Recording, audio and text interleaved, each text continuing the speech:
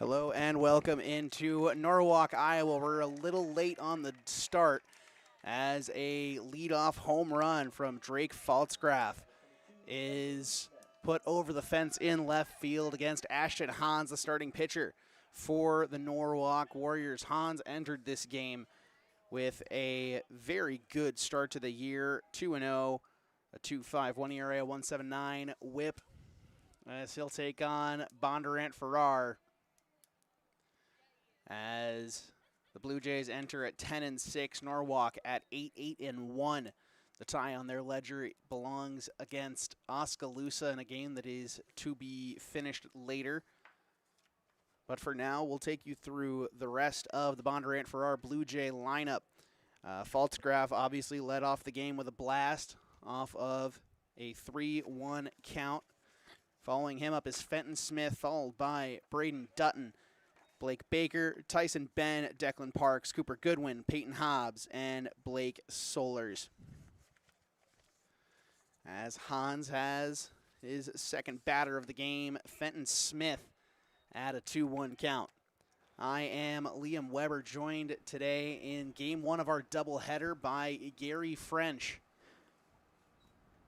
Yeah, that's quite the way to start out a game, and I apologize for the technical problems. We just couldn't get the stream up. But what you missed is, was it about 2 pitches? It was a 3-1 count. Oh, okay. I was busy on the computer. As that one certainly was helped by the wind as well, as the flags in center field are blowing straight towards left field. So good day for hitting for righties. As this one will run in and hit him. Hit him, yeah. So Hans, a little bit of control issues here early as another base runner reaches on a 3-1 count. Yeah. Some struggles early against a team batting .245, .375, and .333 on the season as their slash line.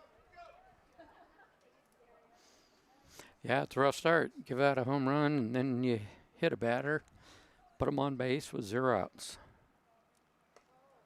As the slider pops out of the glove of Schmidt, and that runner will take second freely. Yeah, we'll put a ball up on the scoreboard, too. That one just high. Schmidt wasn't able to snag it. Pitch that just didn't break, which is uncharacteristic for Hans so far this season. He's had a slider that's been up there with the best of them. A pitch that he can start at a hitter's body, and it ends up middle. We're talking a little bit pregame about that pitch. We've seen so many hitters just freeze just watching it. Because, again, it starts pretty much aimed at their head, and it drops just right down the middle of the plate perfectly. Just like that. Just like that, yeah. Beautiful pitch on 2-0. When the batter pulls back and it becomes a strike, it's a pretty good pitch.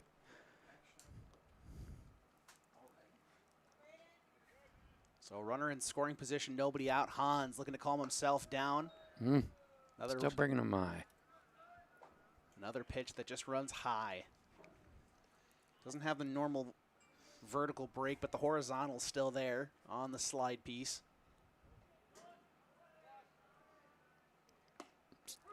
There you go. That is exactly where he wants to put that pitch. That was, I believe, that is 3 straight sliders. Trying to find a way to get out of this one without putting another runner on. Wind begins to die down just slightly. Oh, I thought he had him on that one. Just stays high. So another batter reaches. As that'll bring up Blake Baker, the cleanup hitter. Also manning first base today. Baker, a junior, comes in with a home run on his ledger. The earlier home run by Pfaltzgraff, his first of the year. But not for his lack of OPS, 681. But this is the guy for the Blue Jays. As Hans delivers, that one will find the zone. Good fastball. Yeah, hopefully it's just settling in. The pitches have improved over last batter. And there's another one. The zone. Yeah. He's got his feel in place. As I mean, even his fastball's got great movement. That one cuts in towards a righty, runs a bit hand side versus glove side. The slider runs glove side. Delivery. That one a soft chopper back behind home plate, and we'll see the 0-2 again. As again, Hans this season has more strikeouts than walks, leads the Warriors in strikeouts with 28 to 20 walks. That home run, just his 9th earned run of the season, 11th total given up. That one runs low, tried to induce a chase. Yep. That's something you have the luxury of doing on a 1-2 count as a pitcher. You can waste a couple, try to see if you can extend the zone for a hitter, because they're in protect mode. They're not in necessarily swing mode, but if they see something close enough to the plate, you're gonna swing at it. Yeah, you gotta defend with 2 strikes. And that's what you're taught from a very young age as a hitter. Yes. You get down to 2 strikes, that home plate is your spot. And that one catches just enough of the bottom corner for strikeout number 1 on the day for Ashton Hans. Last time he took to the mound, we were here covering that game against Oskaloosa in game 1. And in that game, he had 11 strikeouts. That's a good night out. Had 11 strikeouts to no walks in that contest. This one will get away. Or excuse me, had 1 walk in that contest. Allowed just 1 run on 4 hits. Went complete game for that victory in what was a 6-1 victory over the Oskaloosa Indians. But it's been 12 days of rest for Hans. That could be a factor in this. As you want to give your ace as much time to rest, but also too much time equals rust. Yeah. Yep. Keep the arm warm. Keep the pitches flowing. As Tyson Ben up at the plate. Yeah, I thought he had him there. Takes a pitch. A lot of coaches at the high school level will encourage their hitters to see a pitch until it's a strike. Yep. If you see a strike, you can somewhat assume where the next one's going to be. As that one's lined back up the middle, fielded by Moore. No, it's not fielded cleanly. No, it is, no. That run bounced out of his glove. Yeah, as Ben reaches on the E6, but he'll still get credit for the run. As the first 2 hitters have now come across to score for the Bondurant Blue Jays.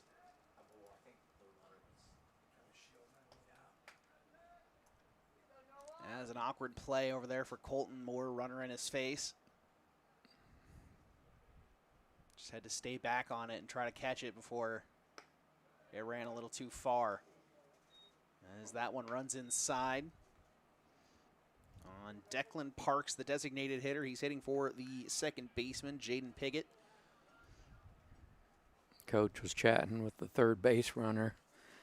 Probably looking for any kind of a throw for him to be looking to break for home. As a pickoff attempt unsuccessful. Trying to keep that runner on first honest. Yeah, and as a catcher, you don't want to throw down to second with that runner on third, so you could easily give up a free base. Yeah, double steal is very much in effect here. Yeah, with 1 out, I'd run it. So that one's lined into right field, and they won't need to, as that runner will be able to just jog into home. I'm just going to say, well, that's off the table. As an RBI single takes care of things, as now it's the first 3 batters of the game have touched home plate, and it's a crooked number to start things off for Bondurant. As we'll have a very 12. early meeting on the mound for Norwalk, just trying to see if it's something that just feels off with Hans. We'll take a break alongside it.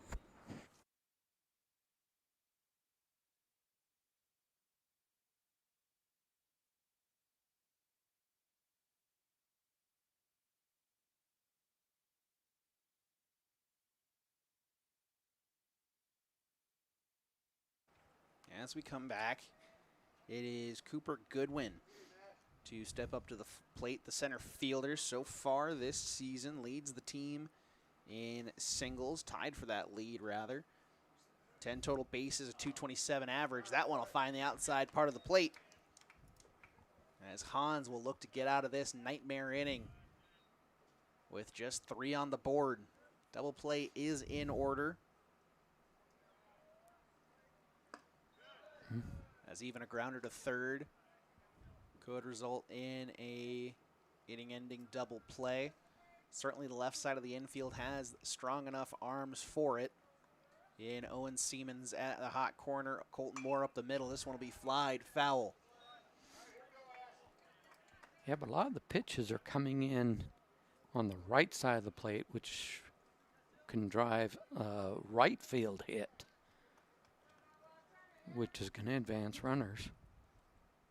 I'm a little surprised by that. Hans does toe the rubber on the first base side. Yep. That's usually just a point of comfort for most pitchers. They will stand on the side of the rubber they're most comfortable with, and typically that's also one where it helps with their run on their pitches, as that one runs all the way outside. A back pick attempt. Colton Moore has to jump to snag it. Good fire down to second, though. Tried to catch that runner out. Instead, it's still just a 2-2 count. Hans doesn't have to throw it in the zone, but certainly doesn't want to get it to a full count, as that one a strikeout swinging.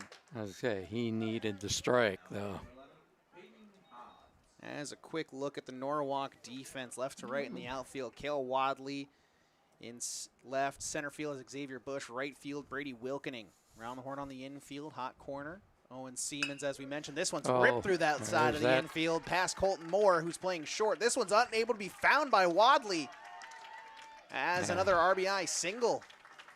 I don't know if he would have gotten that runner going home or not, but that delay definitely cost a little bit. As the pitcher helping out his own cause with an RBI single.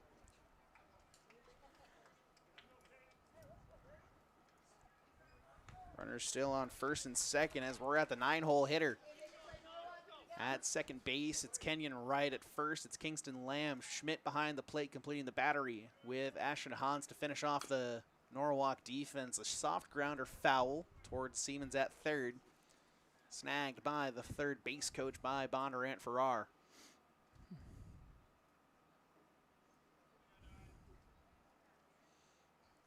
Hans, a rough start to the game. 4 runs have come across to score for the 10-6 Bondurant-Farrar Blue Jays. This one a soft grounder. Colton Moore charging. He's got a cannon for an arm, and he'll get it. There you go. Colton Moore uses the cannon to get out of the inning. Hans gives up 4. When we come back, it'll be the Norwalk lineup and the Bondurant-Farrar defense here on Pardon My French Media.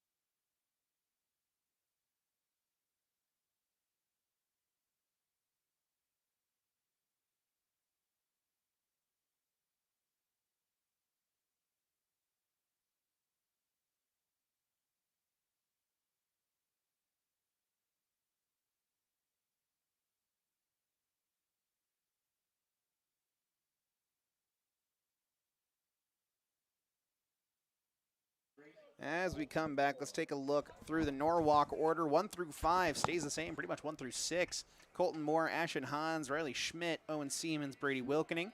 Kenyon Wright is the 6-hole hitter with Xavier Bush, Kingston Lamb, and Cale Wadley finishing out the batting order for the Norwalk Warriors. Colton Moore has gotten close to a home run twice so far this season. Both of them out towards center field or left center. Plenty of pull side power as this one will kick away, and it's 1-1 For the pitcher on the mound, Peyton Hobbs comes into this game as the ace of the Blue Jays staff. A 2.33 ERA, a 1.33 WHIP, a 33 strikeout to 10 walks on the season. Has a 2.37 batting average against, 22 hits, 11 runs, 8 of them earned, excuse me. Quickly has the Norwalk shortstop to a 1-2 count. This one will get away and tie the count up at 2.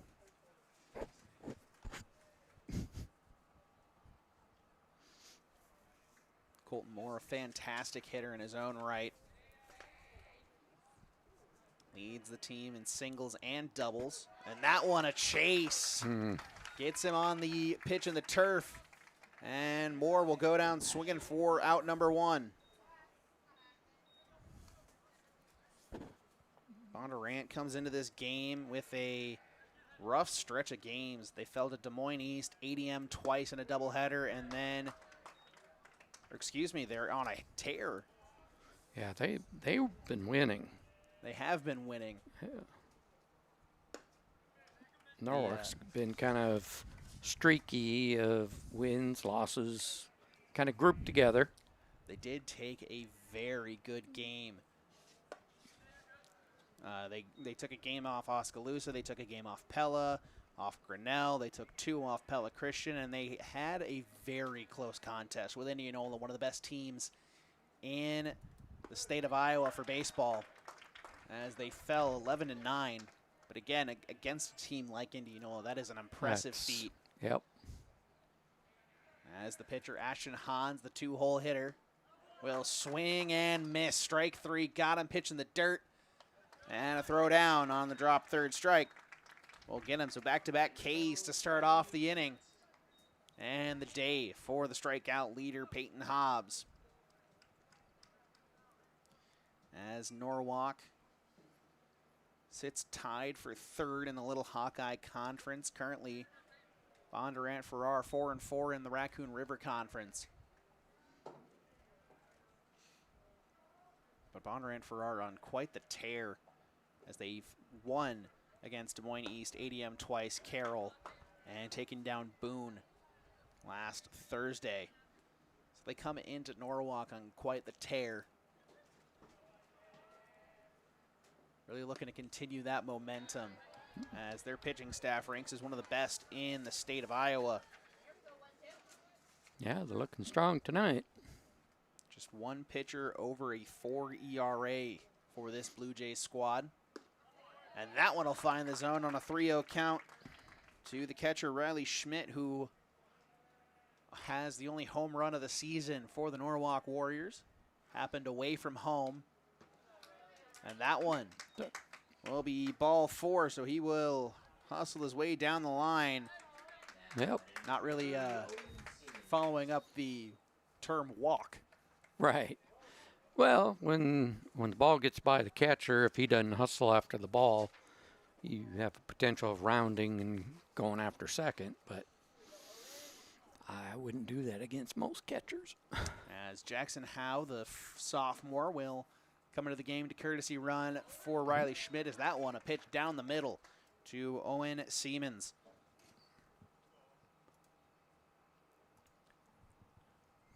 Flamethrower of a third baseman. Is this one a good pickoff move?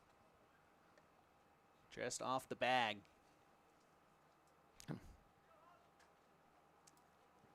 As Hobbs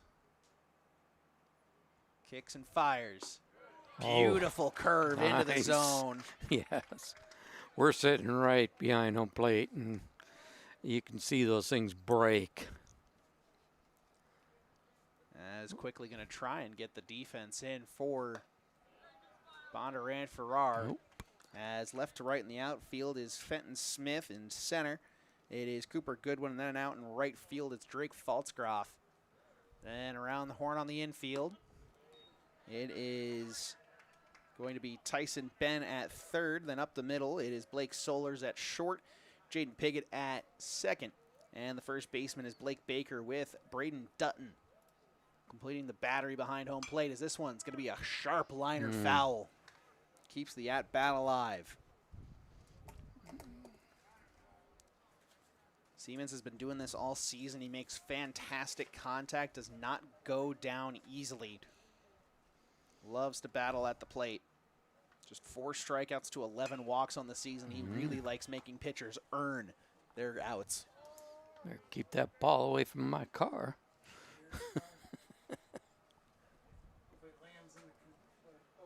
Right. 2-2 count. That one, a ground ball over to third base, fielded quickly on the first, in time. As Siemens grounds out to his counterpart to put an end to things here in the first inning. We'll go to the top half of the second, where we'll see the top of the order and Drake Faltzgroff again for the Bondurant-Farrar Blue Jays here on Pardon My French Media.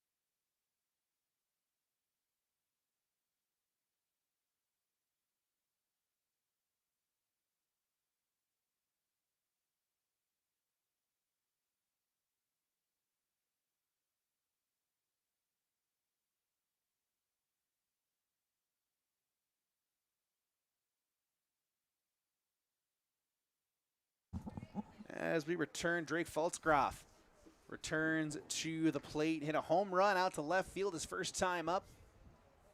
Certainly had some wind helping that ball out of here.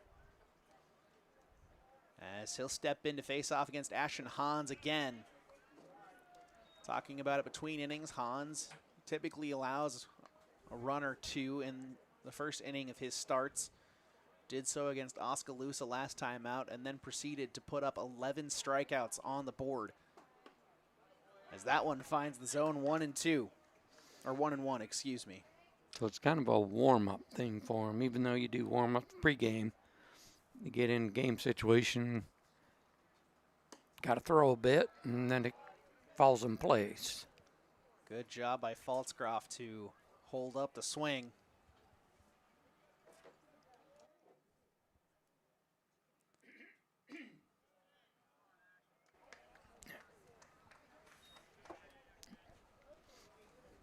As a 3-1 count here, this is where Faltzgroff did the damage his last AB.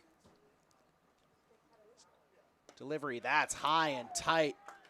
Faltzgroff did what he does and just got out of the way of that one and earns his base. So now it's 1 on, no outs for Fenton Smith. He was hit by a pitch his last time up. Came around to score on the E6.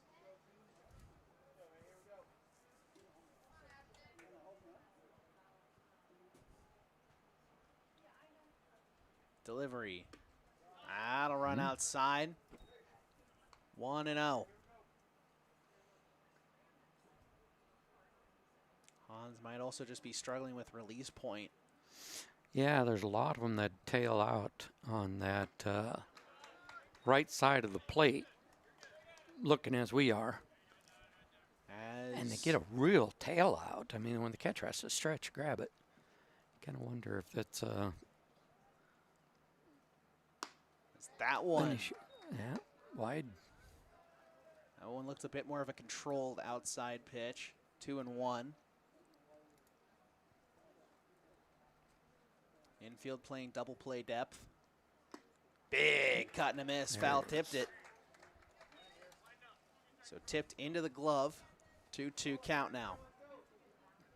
No matter how you ring it up, it's a strike.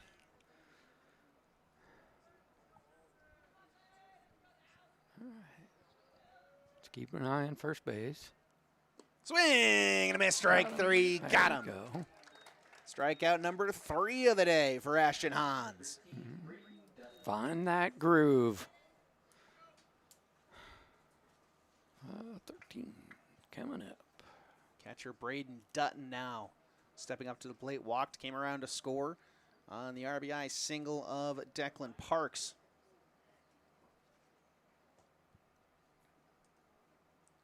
Delivery, low. Try to get the fastball cutting back over the heart of the plate.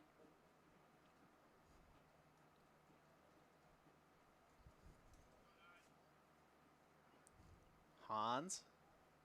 That one popped sky high on the infield. It'll be a can of corn for the pitcher for out number 2.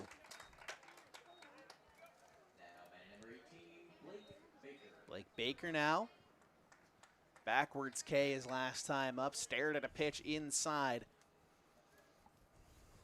As Hans gets back to work. Hans, a very slow, deliberate set. Runner goes, deliver outside. That one kicks high. Runner listens to the bench coach. Rounded it, looked for it. Schmidt was already back there finding it. As runner was going already, but will get credited with an advancement on a wild pitch. Delivery, right there. That's all right. If he can take ownership of this batter, he'll save that run. And that advancement doesn't matter. Kind of just the mindset you have to be in on the mound, especially with 2 outs here. Yeah, you do. You know, it's... Can't really care about the runner. Have to focus on getting the batter out. Because if there's a force in play, of course you're thinking about if you can get a ground ball out somewhere. Yeah, but something like this, nah, take down the batter. That one grounded sharply. First base takes it himself. It'll be a 3 unassisted to put an end to the inning. And Hans has a clean one. Allows 1 base runner, but past that, he shuts it down. We'll head to the bottom of the second. It's 5, 6, and 7 due up for the Norwalk Warriors. Yep, much stronger inning.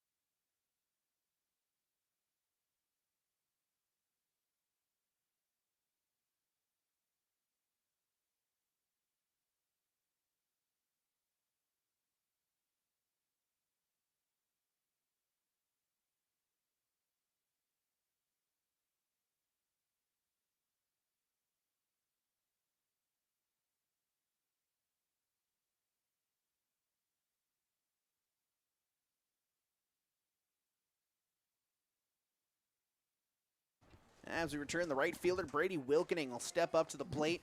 He has been a fantastic piece for this Norwalk lineup to start off the season, a senior. 224 batting average doesn't do him justice as he reaches base quite frequently. 6 hit by pitches, 2 walks so far this season. So he likes to get on base. He just does it the painful way.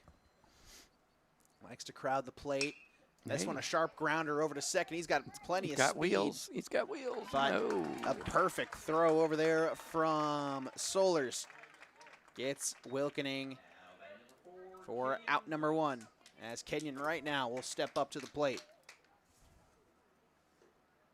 Kenyon Wright tied for the team lead in walks with the third baseman / pitcher, Owen Siemens.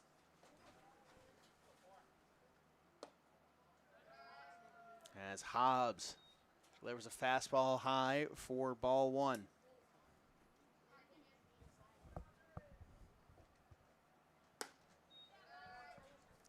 That one misses, 2-0. Hobbs has been incredible so far this season, has come on in relief a couple times for Bondurant-Farrar in the later innings. Finds the zone here, 2-1.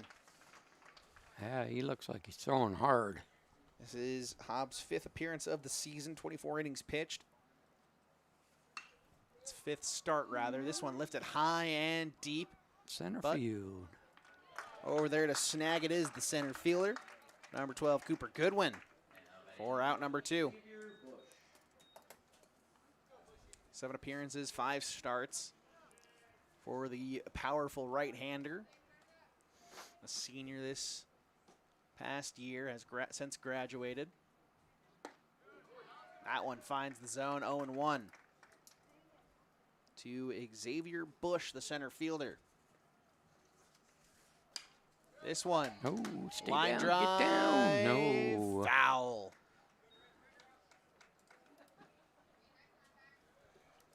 That's a good piece of hitting from the senior Bush, a 200 average coming into the game again. One of those players where the average does not show what he is truly capable of.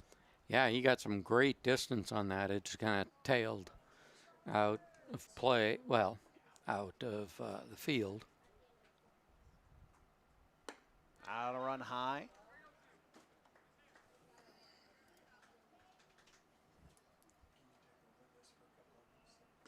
And that'll run low and outside. Trying to get him to chase. 2-2 here. Delivery. That one grounded back to the pitcher. Great snag by Hobbs. Bush has speed, but underhand toss over to first is enough to get through the inning. It is 1-2-3 for Norwalk. When we come back, it'll be 5, 6, and 7 due up for Bondurant-Farrar to face off against Ashton Hans.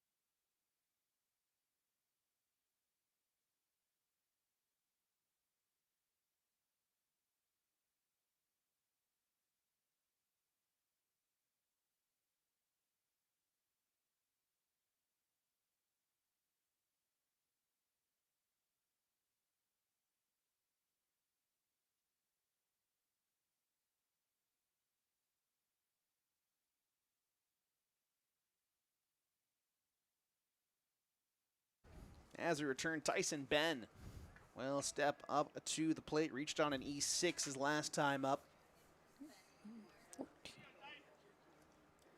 As Ashton Hans will look to get another 0 up on the board for the Norwalk Warriors. This one a pitch that just trails off the plate. Hans has had that a few times so far this game. Just had a few pitches that just don't quite hit the spot, as that one there it goes. Will absolutely find the spot on the bottom part of the zone.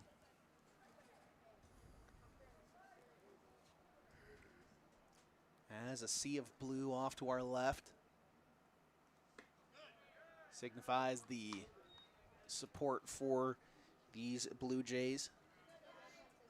Yep, it's a beautiful night. Bondurant isn't all that too far. You bet. As that one won't catch the bottom of the zone. Wow. It's 3-1. Fantastic take there by Ben. Yeah, that one was close. I don't know how you even took it. 3-1 hitters count. He'll take that one. There you go. 3-2. Just finds that inside part of the plate. Something that Hans does well. Could try to see if he can get the slider working here. Devastating swing and a miss. Or freeze him. Doesn't break the way he wants, and it'll run inside and hit him. An uncharacteristic start to the game for Ashton Hans, his second hit batter of the game. Well, you know, you throw inside and expecting to break across the plate, and if it doesn't break, it hits.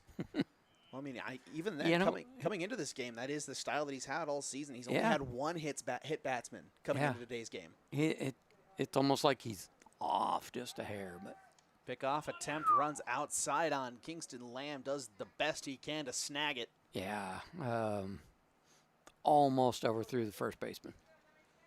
But Hans, just an uncharacteristic night at the plate, or excuse me, on the mound. As that one misses 1-0. again, kind of just has to go back to the fact that he has not pitched in 12 days coming into today's game. And this one That grounded can be sharply part of it. through the hole on the left side.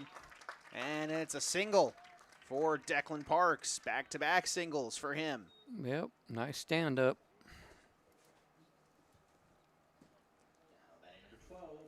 As Hans on Friday could be expected to pitch again, either in game 1 or game 2 against the Pella Dutch. Yeah, especially against Pella. I'd expect he'd be pitching. Friday, we, pardon my French media, might be doing a dual stream. We expect to right now, as this one's bunted almost over the netting. Yeah, the plan right now is to, on Friday night, is to do the double-double and doubleheader baseball while we're doing doubleheader softball. If that is the case, I will be over here at baseball with Luke Nelson calling that game. It'll be Tyler French and Ian Nelson. No relation between the two Nelsons as this one grounded back over. Throw on to first in time. Get the runner laying down the bunt. Good sacrifice from Cooper Goodwin. And advance runners. So it's now 2 runners in scoring position for Peyton Hobbs, the pitcher. Last time he came up to the plate, he singled in a run. And we've only got 1 out with runners in scoring position. On Friday would most likely end up being Gary over at softball. Engineering that game. And this is the first baseball game I've worked. I've been working softball. yeah, as Samson Schaefer might also be down here to help work engineering for us over here at baseball. So there you go. Bunch of helpers coming in and helping out for pardon my French media as that one finds the zone. 1-1. Good swing there from Hobbs. Yeah, we're enjoying the expansion we're doing and trying to give you as much coverage as we can. Pretty much the one part of the year that I can come back and help out. Yep, still got that college thing going on, huh? Yeah. I was going to say, what are we going to do with football? Put you at one end of the stadium and us in the other? And, call the games? That was a 2-1 count. Bunt laid down, just foul. That would have been a perfect bunt. Runner was screaming down the line. I'll tell you what, we saw a bunt softball the other night, and that thing moved about 3 feet. Mm-hmm. And I don't know if that's something with the turf field or what it is. It just died. That one poked high, shallow infield. Call it out. Yeah. And it'll be Kenyon Wright to call off Kingston Lamb for the second out of the inning.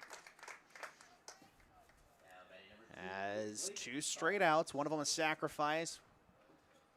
As it's the shortstop, Blake Solers, as he could either put 2 runs across the plate for Bondurant-Farrar or could lead to a fantastic rebound for Ashton Hans in this inning as he'll find the zone for strike 1. And Hans allowing 2 base runners early in the inning. This would be quite the jam to get himself out of with help from his defense. I want to run low. 1-1. It's been a very steady win early on in the game. Probably just about those first 3 batters for Bondurant-Farrar. That wind was whipping out towards left field. Kind of leads me to think that it's not necessarily that Pfaltzgraff didn't have the power to put that ball over the fence, but certainly it was helped out by the wind. Yeah. Yeah, when you get a ball up in the air, the wind can definitely help it. As 3-1 here. Top of the order looms very large for Bondurant-Farrar as Hans. I wonder how deep he's going to go with the control that we're seeing. And he'll miss and he'll lose the batter. Well, and the bases are loaded for Drake Pfaltzgraff. Has a home run and a walk. So 1-for-1 RBI, run scored and a walk. Well, he already got a home run. He's not allowed for another. Right? Isn't that a rule? I wish. Yeah. 1 home run a game. Men's league softball rules. 1 There home you run go. per inning. That's right. You get 1 per inning. After that, it's an out. Yeah. Again, just so thankful that tonight is not a scorcher as well. Oh, Like beautiful, beautiful night out. This one tipped off the glove and through the middle of the infield. That will play they got two. the second one coming. But Bush throws home, and not in time. Throw back to second, high. Nobody's going to get him. As 2 come across the score off the bat of Drake Faltzgroff. And runners on first and second. Still sitting at 2 outs. So 2 outs, 2 on. 2-hole hitter at the plate wearing number 22. If this gets to a 2-2 count, we're going to have so much as that one, a throw down. Siemens just couldn't handle it. So a runner will go on the outside pitch. Just takes advantage of that one and takes the base himself. So now it's runners on the corners with 2 outs. Yeah, and first base didn't run. Didn't take advantage of it. This one lined back up the middle, and that'll get down into right center. Cut off by Bush, but another run will come across to score. Runner goes to third. Hans over to third. Not going to be in time. Couldn't get the glove on him. So another RBI single. Makes this game a 7-0 affair. And there's Coach. And out comes pitching coach. We'll take a break alongside the meeting on the mound.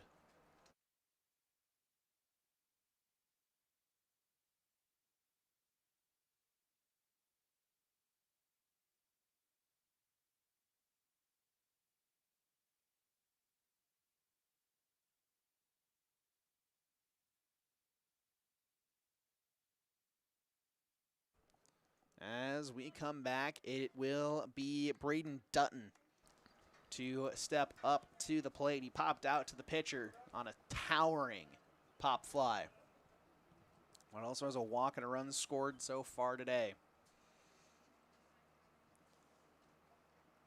And that one finds the top part of the zone. 0-1.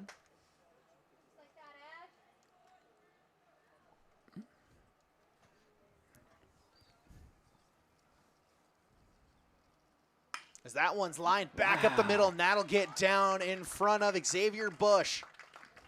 So another RBI single here for the Blue Jays. Makes this an 8-0 affair, and here comes the pitching coach again, and this should be day done for Ashton Hans. They wanted to see if he'd get out of the inning, but instead, third visit. He will come out of this game a rough outing for the Norwalk ace. And when we come back, there'll be a new pitcher on the mound, and we'll take care of the rest of the top half of the 3rd inning here in Norwalk, Iowa. 8-0 Bondurant-Farrar.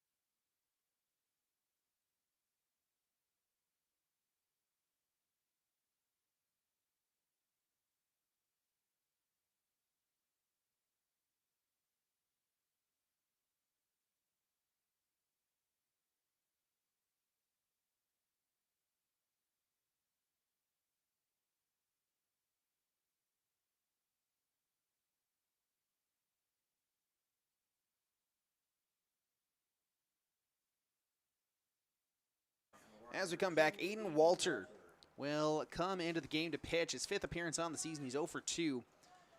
7 innings pitched, 189 batting average against, has given up 7 hits, 7 runs, all of them earned. 9 strikeouts to 9 walks, a 7 ERA with a 2.29 whip, as he'll look to clean up the top half of the third as he will start his outing against Blake Baker, who has struck out looking and grounded out to the first baseman so far today. So 0 for 2 for the first baseman. This one nearly runs inside and clips him. Didn't quite clip him, apparently. As Ashton Hans will exit the game in line for the loss. 2 2/3 innings pitched.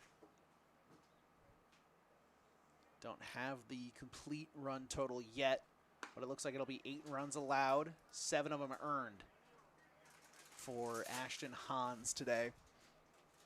Unless, of course, that runner comes across the score from second or from first. If both of them score, it'll be 10 runs, 9 of them earned. About 7 hits, 3 strikeouts, 3 walks. This one runs inside, and that one will hit Blake Baker. No, he's feeling that one. As now it is bases loaded for Tyson Ben. Has reached on an error and a hit by pitch, so he is 0 for 1 so far in today's contest, but has scored both times he's reached.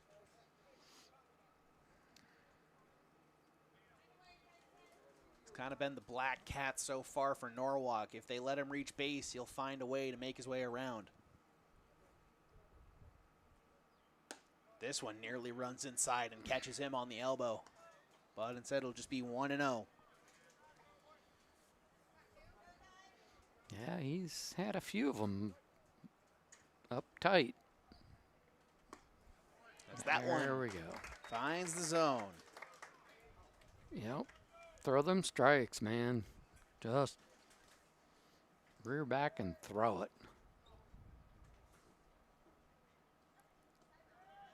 Uh-oh, coming in. This one will make its way across, and it'll be a wild pitch.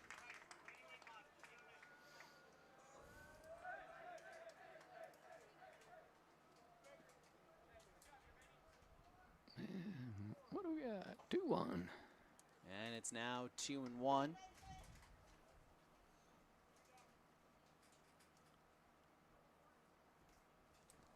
As now it's 9 runs, 8 of them earned for Hans. Still responsible for that runner at third. If he comes across the score before the end of the inning, we'll have a complete line as this one skied high. First base. Kingston Lamb fields it. And it'll be a pop out to the first baseman to put an end to things here in the top half of the third inning. The complete line for Ashton Hans. 2 2/3 innings pitched, 9 runs, 8 of them earned, 7 hits, 3 strikeouts, 3 walks. When we come back, it'll be Peyton Hobbs to retake the mound to take on the Warriors' 8-9-1 hitters.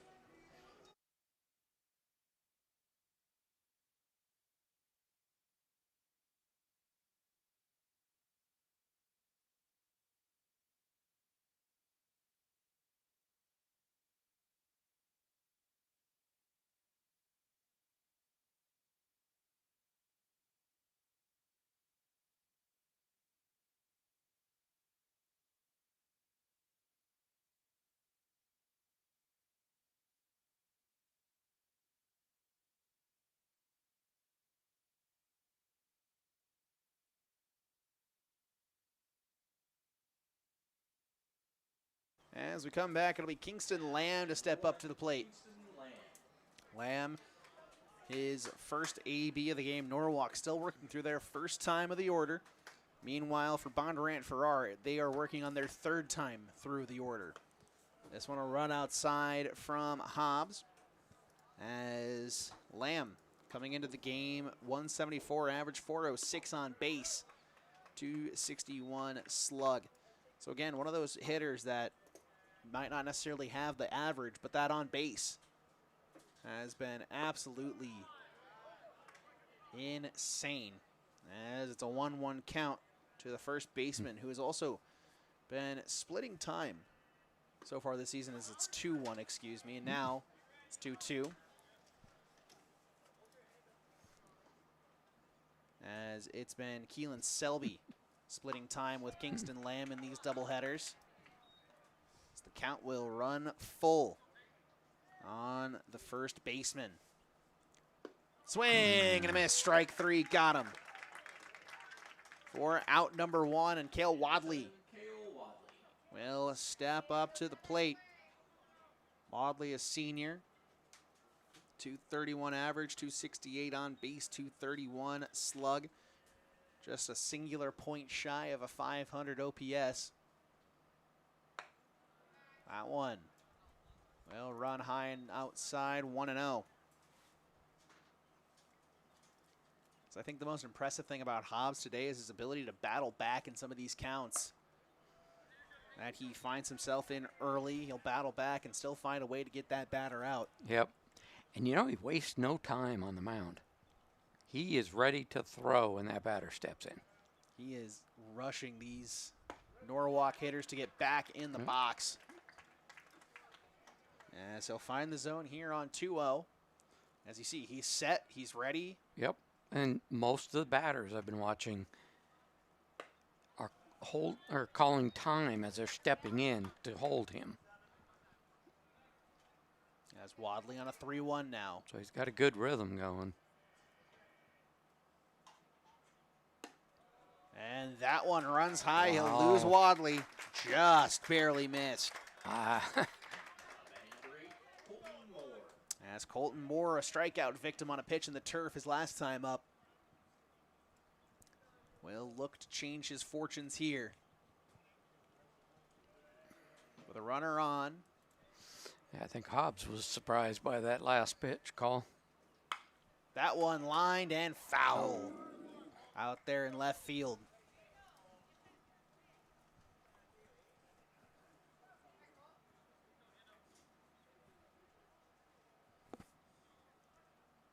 As Hobbs continues to work quickly, now working from the stretch. Just the second time we've seen him do that today. As that one doesn't find the zone, 1-1.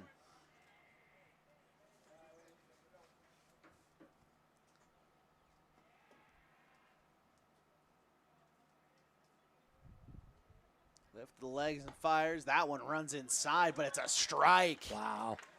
Pulled out the old Ashton Hans trick of getting the runner to back off as it drops in there for a strike. Yeah, that batter was looking like he was avoiding getting hit. And umpire comes up with a strike. As that pickoff move just barely unsuccessful.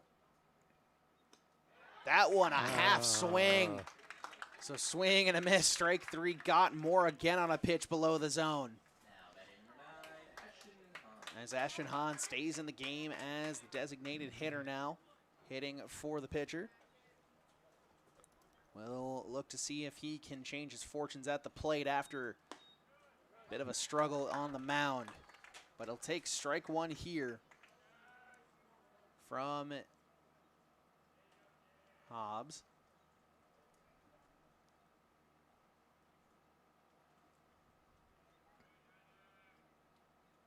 I want to run high and outside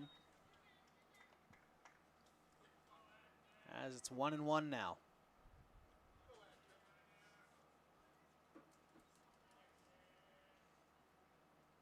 Big cut and a miss there. I think both of them reared up on that one, the pitcher and the batter. As big power meets big power. Yep. It's a 1-2 count now. Hans has to go defensive, but Hobbs will step off.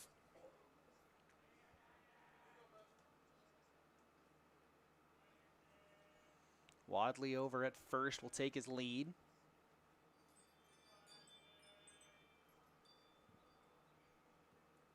That'll run high and outside, ties the count up at 2.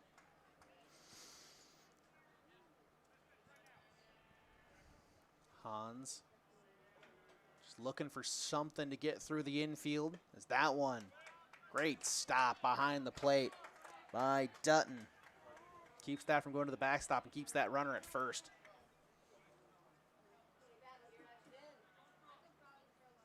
Full count, runner's going to be going.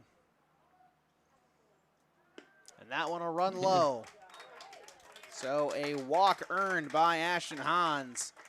We'll put 2 on here for Riley Schmidt.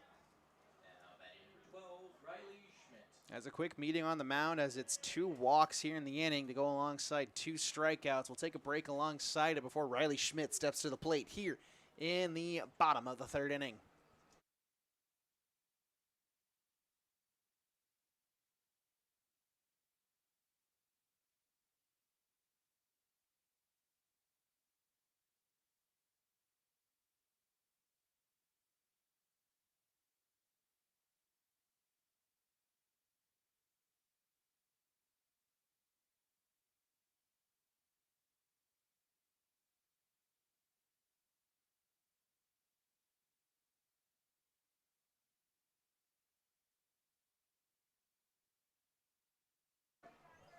As we come back, just a quick meeting.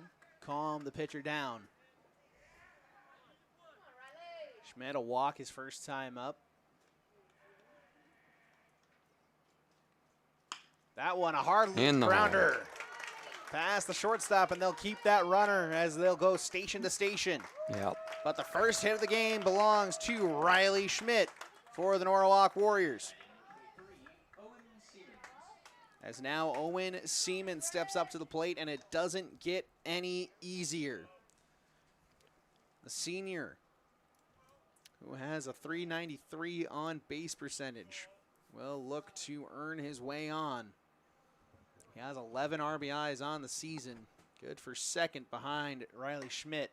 That one will find the zone. Schmidt also didn't take any time at all to go and deposit that one through the left side of the infield. That one a liner. Foul. Looks like that'll miss a car. And it's 0-2 now. Jackson Howe still at first base, courtesy running for the catcher. Lift the leg and fires. That one ripped out in the left center, and that'll get down into no man's land, and they'll send the runner from second. And 2 runs come across to score off the bat of Owen Siemens. And that could be the spark that Norwalk needed. Couple great hits, just connected on them. Hitting is contagious, so are runs. Maybe Norwalk will use this opportunity as back-to-back hits off of Hobbs could set them up. It's a 9-2 ball game. This one back up the middle, and it'll be snagged. Great play, it's short by Blake Solers, and that'll put an end to things here in the bottom half of the 3rd. It is Norwalk taking advantage and getting 2 runs on the board. When we come back, it'll be 6, 7, and 8 due up for the Bondurant-Farrar Blue Jays.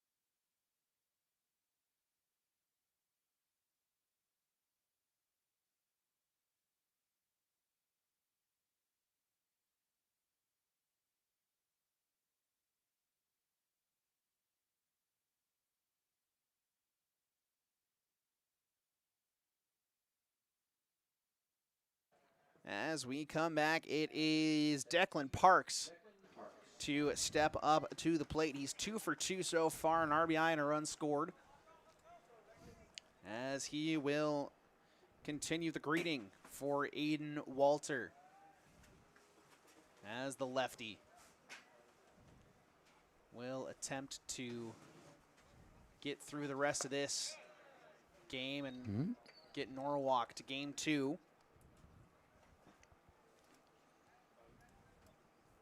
As a 1-0 count here. Oh.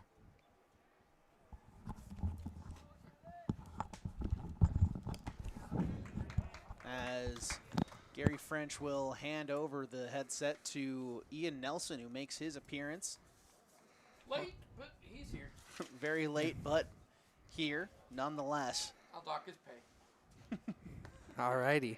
As a curveball finds its way into the zone, 1 and 2, a beautiful pitch. Really nice pitch there for Norwalk, especially down this much. Trying to help yourself as much as you can going to the later stage of this game, because you saw they just put 2 runs together. If they can keep doing that and hold this Bondurant team to scoreless the rest of the game, there's still some light at the end of the tunnel for this team. As to catch Ian up, first 3 batters of the game managed to come across the scores. That one, a backwards K for Aiden Walter, gets him looking. As the first hitter of the game, Drake Faltzgraff hit his first home run of the campaign. Went over the fence in left field, followed by Fenton Smith and Braden Dutton, both coming across to score. Tyson Ben would later reach on an error and come across to score in that first inning, as that one will run inside for a ball. After that, in the second inning, it was clean for Ashton Hans, and then the nightmare of the third inning began for the right-handed ace, as this one a check swing for a strike on Cooper Goodwin. After that, it was kind of just the floodgates opened. Ben reached again and scored. Declan Parks singled and scored. Solers reached on a walk and scored. Then it was Faltzgraff singled, came around to score. Fenton Smith singled, came around to score. And then Dutton singled, and that was when Hans' night ended, as that one finds its way back to the backstop on a foul. So it's 2 and 2 now to the center fielder. Walter has come in since, faced 3 batters. This is his 4th, and has shut things down with a hit by pitch and a strikeout. As he's got a 2-2 count here, and that one cut on and missed. Strike 3, got him. Back-to-back strikeouts. Set up Peyton Hobbs, the pitcher, to come up to the plate. It's exactly what Walter needs to do in this situation. We mentioned it already, that this is a team that now needs to just hold them as much as they can and let their offense get back into a swing of things. That one will duck below the zone. As for Norwalk, it's been a struggle here early against Peyton Hobbs, who now stands in at the plate. Getting their first 2 hits just last inning, as this one's skied, towering. And Walter gets the can of corn on the infield. And that'll put an end to things here in the top half of the 4th inning. They hold them to nothing. And it's a 1-2-3 inning. When we go to the bottom of the 4th, it's 6, 7, and 8 due up for the Norwalk Warriors.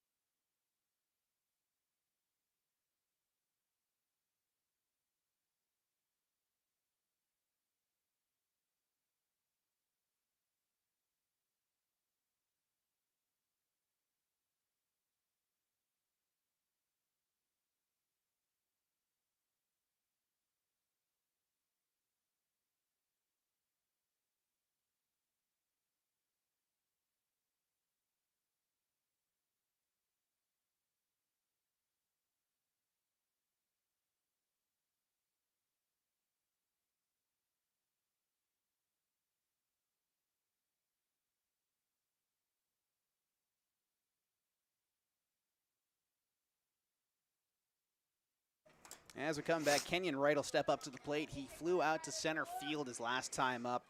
Beautiful hit, just stayed up there for a bit too long. As Hobbs, working quickly, nails him in the shoulder. So first pitch, he'll earn his base the hard way. As now up to the plate comes Xavier Bush. As with how hard Hobbs has been throwing today, that is gotta be painful on the fastball. Yeah, and to take it just square on the back, it didn't even like move at all. It just went straight like a bullseye to the rib cage. Had a few share those in my playing days, and that's going to leave a mark. As Hobbs steps off here. Again, last inning was the first 2 hits Norwalk has had all day against Hobbs. So their second time through looks like they're trying to figure him out.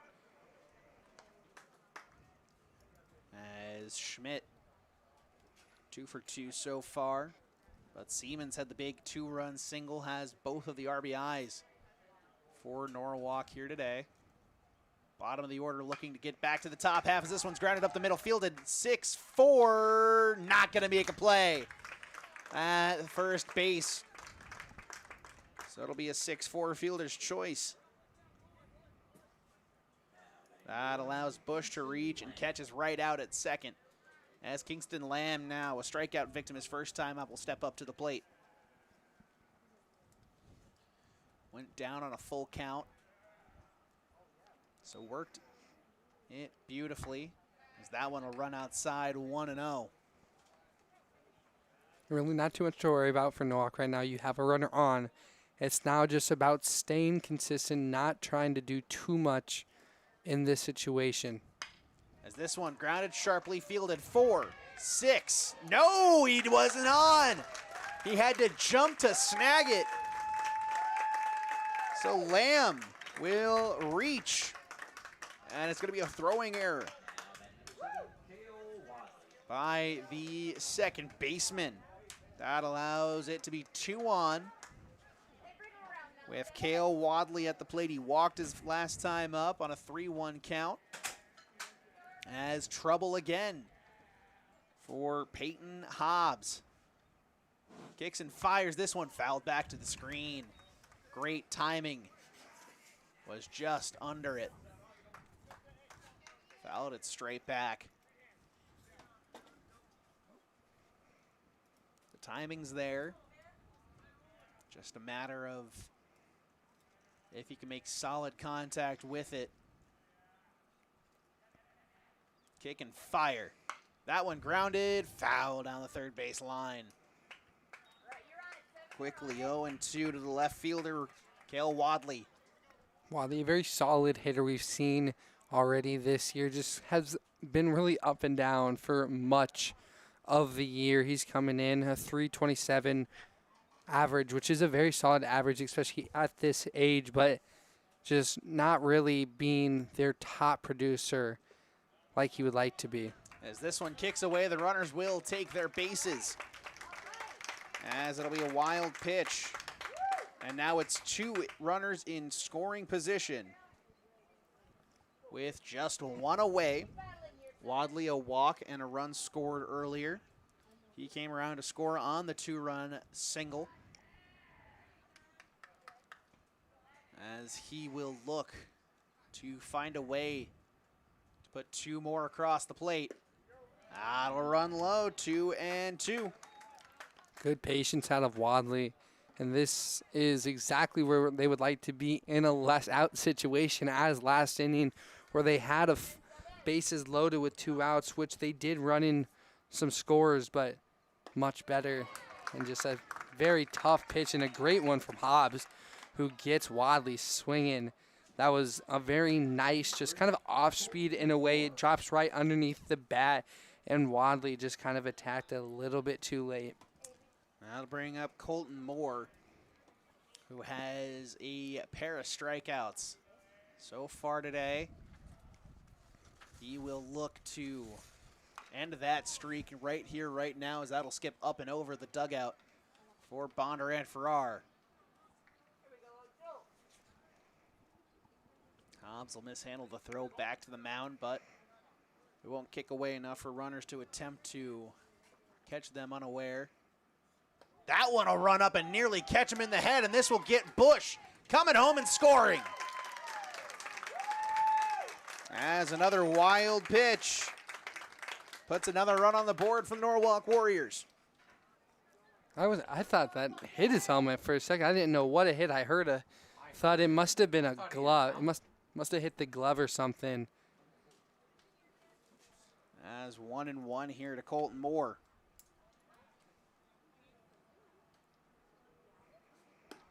That'll find the outside part, and it's 1-2 now. So another run has come across the score. It's 9-3 now. As Kingston Lamb stands at third, and that one, strike three staring. Colton Moore, a hat trick of strikeouts in today's contest. We'll head to the top half of the fifth inning, where it'll be 9-1-2 due up for Bondurant-Farrar.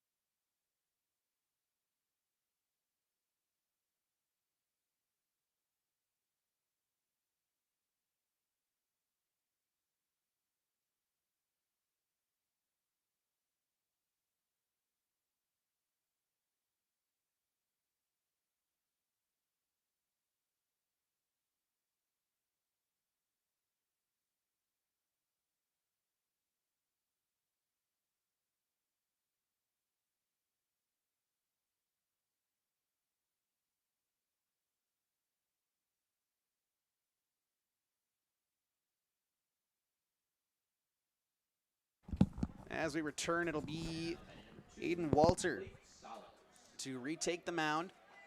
The left-hander has been cooking on the mound so far. Has not given up a hit so far. Had a clean 1-2-3 inning. He'll take on Blake Solers. And then the top of the order is that one's lined back up the middle and through. His first hit allowed comes at the 9-hole hitter. As that'll bring up Drake Faltzgraff, as jumping on him early is Solers. Oh, that announcer's curse just kind of got hit right there. I was waiting for it to happen. I heard the no-hit allowed and right on cue, right down the middle.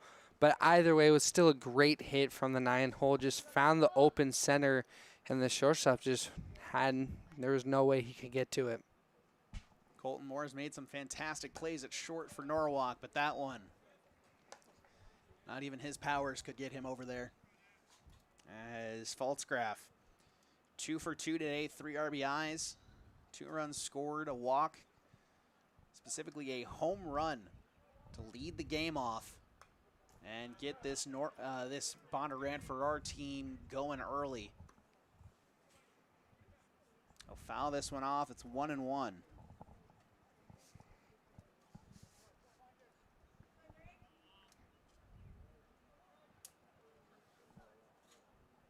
Here's the delivery.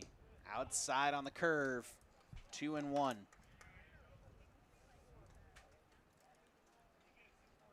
And today the story for Norwalk pitching has been control of the breaking stuff. Hans didn't quite have the same precise control we've seen from him so far this season. This one lined through the left side of the infield. And again, Colton Moore just couldn't get to it. So back-to-back singles here for Bondurant-Farrar to get the inning started off the left-handed pitcher. You don't like those ices, do you? Yeah, Bondurant is doing a very nice job of staying level with their hits, finding just the open gaps. You saw right there, went right down the third and shortstop route, and then the one prior went right up the gut. So just a very nice job to stay level with the swings and making them line drive right through the gaps. So this one will not find the zone on the inside part to Fenton Smith. Smith a strikeout, but past that, he's got a single and a hit by pitch. He's come around to score twice. He's got an RBI. As up and down this Bondurant-Farrar lineup, they have been productive. This one grounded through, and Colton Moore was caught unawares, and that runner from second will come around to score. Cut off by Riley Schmidt, and the runner goes to second. Not in time. As it'll be a single for Fenton Smith. He advances to second on the throw. As Solers will touch home plate, and it's 10-3 now. Bondurant-Farrar. Yeah, that was a really nice hit. We kept on saying just another line drive right down the Third and short play. Third and short hole, and then it was a good heads-up play by Riley Schmidt, the catcher, to try to get the out at second. Just a hair off on the timing-wise, but also good by this team to keep the runners on third and not allow any more damage to cite the one run from Solis. As three more runs come across the score, all Bondurant-Farrar has to do is hold Norwalk to nothing in the bottom half of the fifth. And this game will end early. Fifth inning. Curveball finds the zone beautifully. Dutton couldn't get the bat off the shoulder. It's 0-2 to the catcher. What a beauty of a pitch from Walters right there. Just had every sort of movement, found the zone perfectly. Swing and a miss, strike three. Got him. Caught him hacking at a pitch. And then to come right back after the curve with a heater that had a little bit of movement on it. That's always scary when you have a heater that moves, and got it right into the zone and get him swinging. A great pitch from Walters to keep his team's hope alive. As Baker now will step up to the plate. He's been the one inconsistent bat in this lineup. A strikeout looking, a ground out to first, and he was hit by a pitch. So he's 0 for 2 so far today. Just trying to find a way on without getting hit. And it's 2-0 now. Walters really trying to find that inside zone on this righty hitter. Walter kicks and fires. That one in the dirt. And it's 3-0 now. Has to find the zone here. Auto take mode for the first baseman.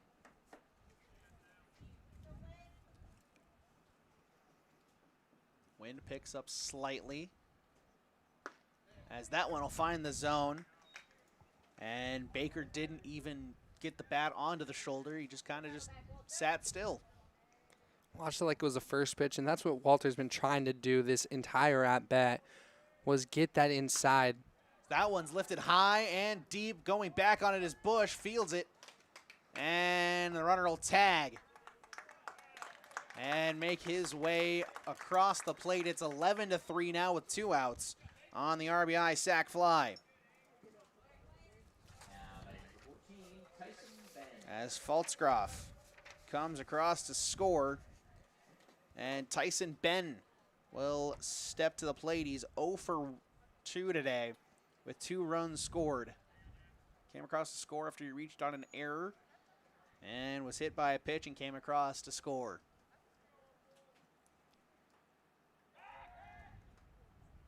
As that one, a pickoff attempt unsuccessful. As so far in today's contest, whenever Tyson Ben has reached, the Bondurant-Farrar Blue Jays have scored. As a 1-0 count now. And that's not just to say that he is the reason they've been scoring, but he's come across to score every time he's been on first. And that one ripped to left field, and a diving attempt not made. Wadley tried to dive for it in foul territory, but couldn't get to it. So it's 1-1 now. That ball was in every part of the glove except the meat of it. Went around every square inch of the circumference of the glove, but could not find the center of it. A great effort out of Wadley, but just no cigar on that one. Got a fantastic jump on it as well. Just shows you how far he had to run to go try and get it. I don't think he was expecting to go all the way into the foul territory, almost into the brown turf, but that ball just kept on carrying out and out. Walter sets. 1-1 count. Outside, 2-1. Declan Parks waits on deck.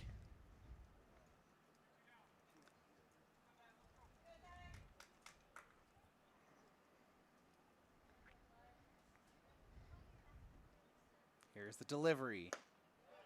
That'll loop up and over the zone. 3-1 now.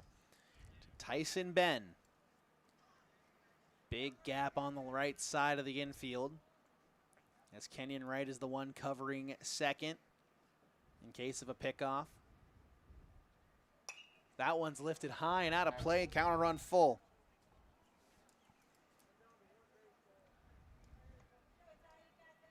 So 3-2 count with 2 outs.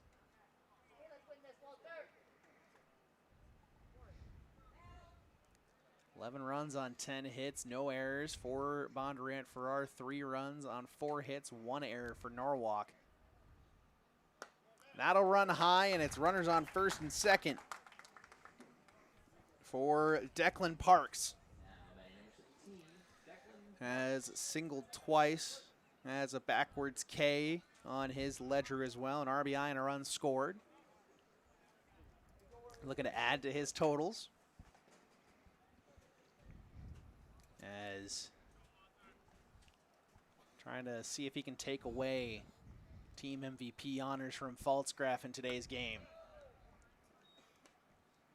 For Norwalk, it's been Aiden Walter who has come in and done very well, but the bat of Owen Siemens has been just as exemplary. I think the only way Parks can take MVP honors is if he gets it over the fence in this one. As a 1-1 count here.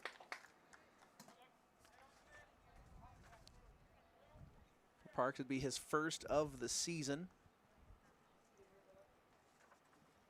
but he certainly has the slugging to do it. That one finds the zone as well. He'll stare at 2 strikes, make it a 1-2 count.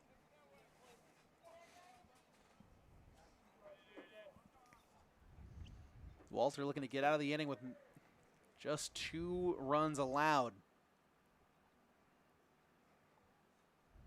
Big swing and a miss, strike 3, got him. Parks goes down and Walter gets out of it.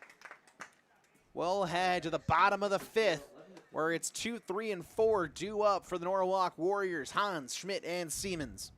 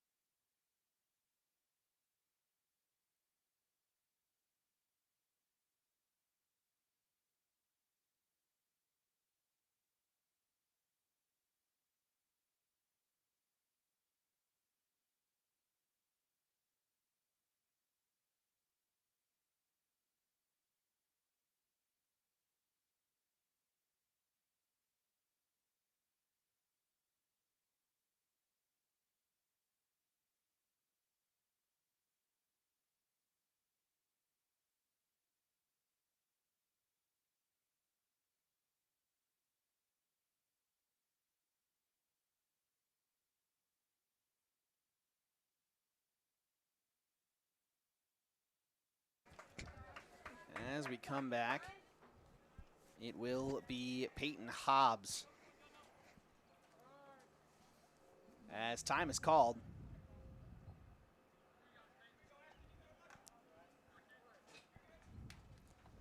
But Hans will step back in.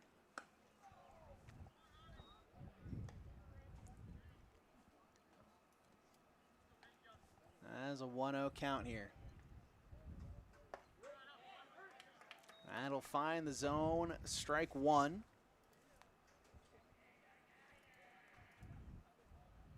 Big cut and a miss there. It's 1-2 now.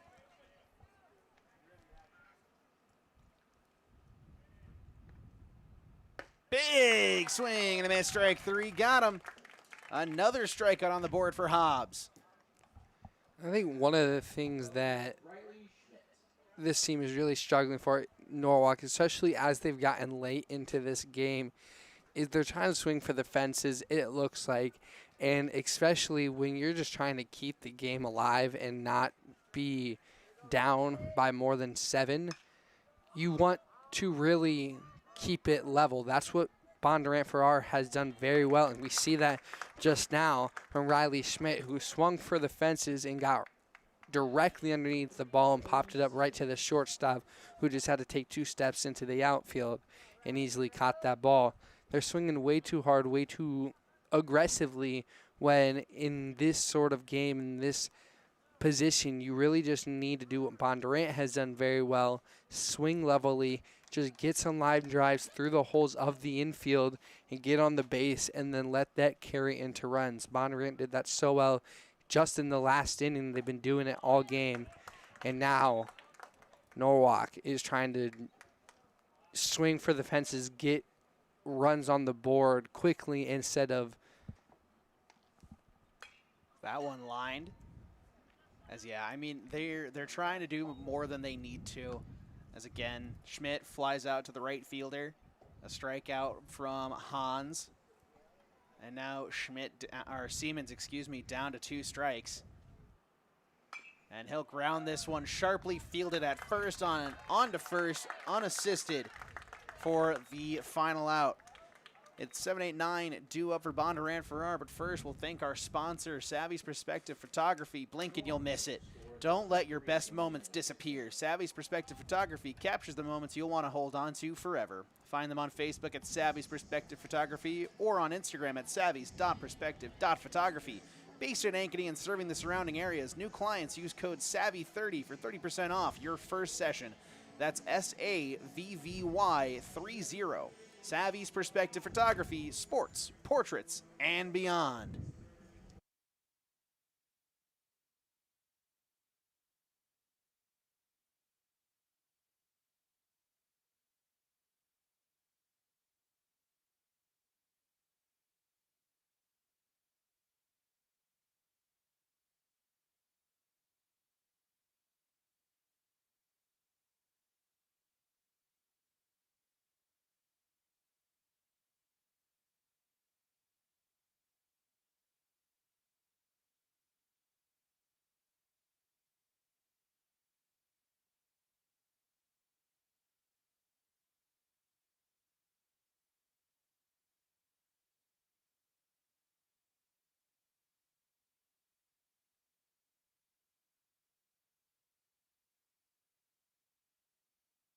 As we return, Walter returns to the mound, and Cooper Goodwin will step up to the plate to meet him.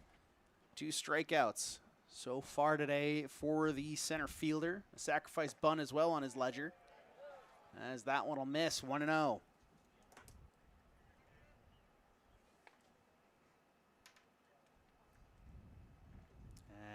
As that one lifted out to right field. Could be no man's land, and it is! It'll land in there and ricochet away from every fielder. Throw into second from Wilkening, not going to be in time. So it's a double on a no man's land hit for Cooper Goodwin. Norwalk's defense is kind of getting in a position where they're just kind of getting unlucky, but it's also credit to this Bondurant bats unit. They're just hitting where everybody isn't. In that one, yeah, you could say a bit of luck, but hit right to the gap in both short, first, and right field.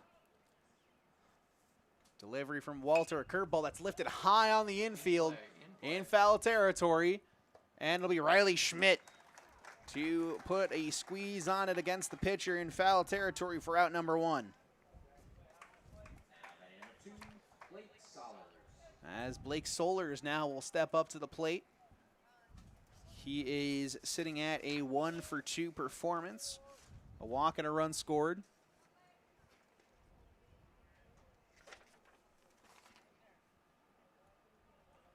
As it is instead Jackson Howe that has stayed in the game to catch. As that one will find the zone. Can only assume that with the run total being at what it is, Norwalk trying to get Schmidt a little bit of rest before having to catch game 2. So that one will kick up and into the chest protector of Howe, excuse me. As a 1-1 count here to the shortstop, who's made a couple of fantastic defensive plays that has kept Norwalk out of the scoring line altogether in some cases. Has taken what could have been a 2-out rally or even a rally in general and just put it all to shame, and really has just been his magic working up the middle. Something that we frequently see from the Norwalk middle infielders is this one will run inside and catch him. So it's now 2-1 with 1 out and the top of the order up for their 5th trip through. That's just a very unfortunate mistake right there from Walter, and kind of just shows how the struggles have just been building up for this Norwalk team all game. Just not able to catch a break. You get into a good pitcher versus hitter count right there if you're Walter, and then just try to keep throwing inside on this righty, and you get a bit too far inside and hit him. And now instead of having 2 outs with only 1 on, you have 1 out with 2 on. As Walter now dealing with the top of the order for his 2nd time. That'll run outside on the lefty, and it's 1-0 to Drake Faltzgroff. Good snag out of Jackson Howe, the sophomore, who really just saves both runners going into an even better scoring position than they would be at the current moment.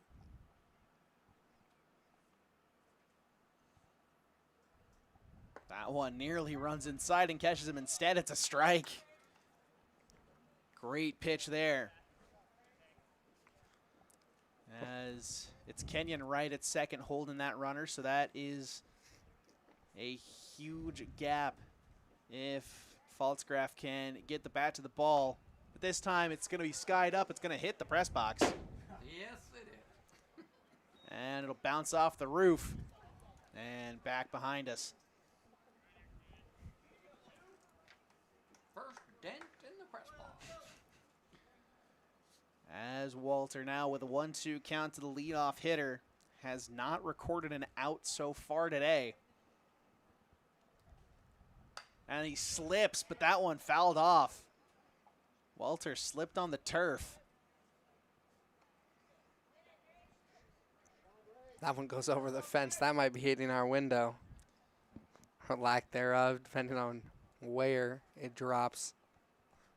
As most of these windows have screens. One of them was removed today for the camera by our engineer, Gary French. This one grounded to Colton Moore. 6. Throw over the glove of the first baseman. That'll get away, but it is going to be an out at second, but a run will come across to score on the throwing error. I don't know what I just saw. One of the craziest sequences I've ever seen. The ball was way overthrown over the first base head, but it looked like it ricocheted off of the fence, I want to say. The wall or fence out on the right first base line. It ricocheted and went right into the glove of the first baseman, and then easy throw down to second. That one's launched deep left field, back.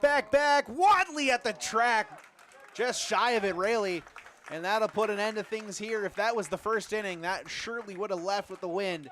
But instead, it's 1 run that comes across for Bondurant-Farrar. It's 12-3 going to the bottom of the 6th inning. 5, 6, and 7 due up for the Warriors.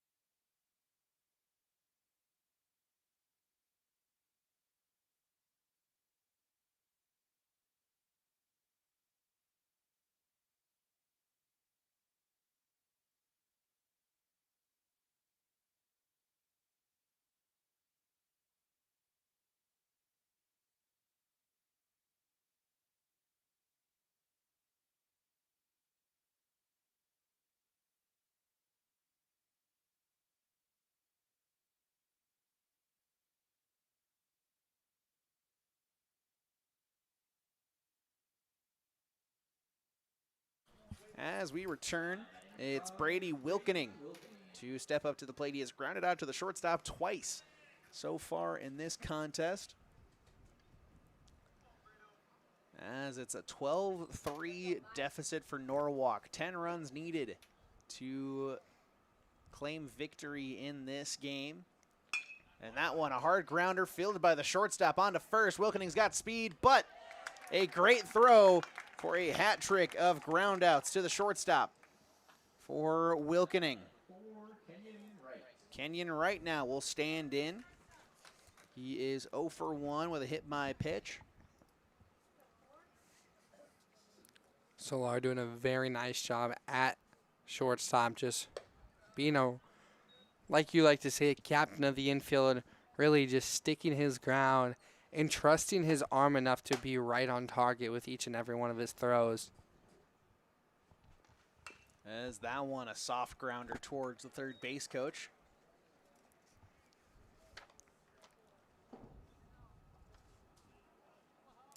As it is a 1-1 count here to the second baseman. With Xavier Bush on deck. And it's now 1-2. I will say, though, despite the ground out, that was exactly what Norwalk wants to try to do with what Wilkening did, is just trying to ground it and do not that and swing for the fences and strike out. Swing and a miss, strike 3, got him. Bush goes down for the second out of the inning. And I don't necessarily think he was swinging for the fences, just saw a pitch he liked, fastball in the zone, tried to just do anything with it. Could have just been a defensive swing that just misses. And now up steps Xavier Bush. Reached on a fielder's choice, came around to score on a wild pitch.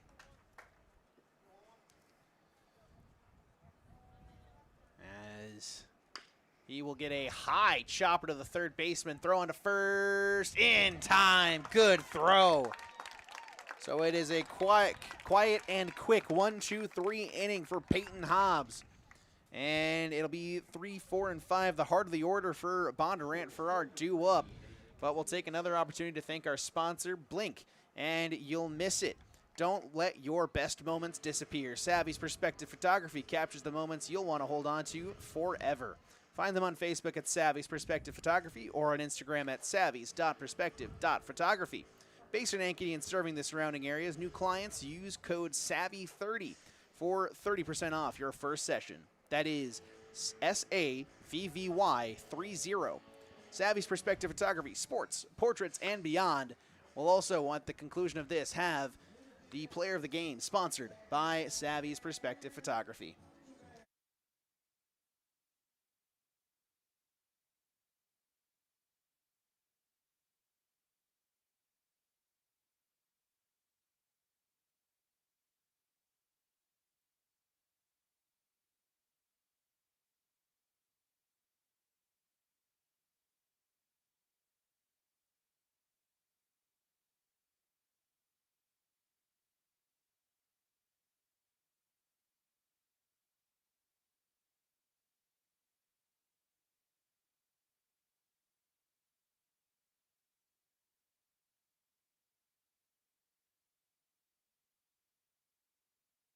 As we return, a new pitcher takes to the mound for Norwalk, Benton Bruner, who so far this season has made 6 appearances. This is his 7th.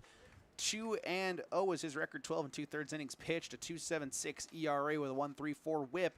As that one, a healthy cut and a miss to the first batter he faces, Braden Dutton. And a very nasty pitch right out the gates for Bruner. That one looked like it was way above the zone and then just dropped a beautiful curve. Finds the zone there, 0-2. And again, just that one, the batter was like, that's a ball. What do you mean it's a strike? That one will bounce in front of home plate.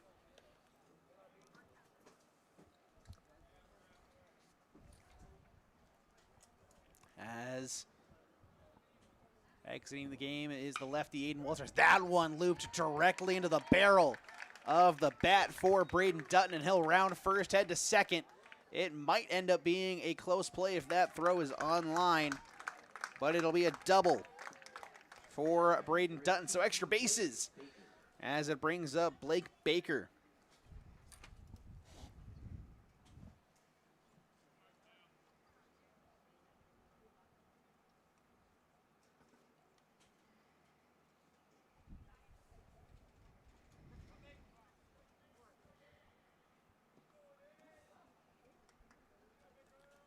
As the 0-0 count. First pitch in the other batter's box, and Howe came up ready to fire.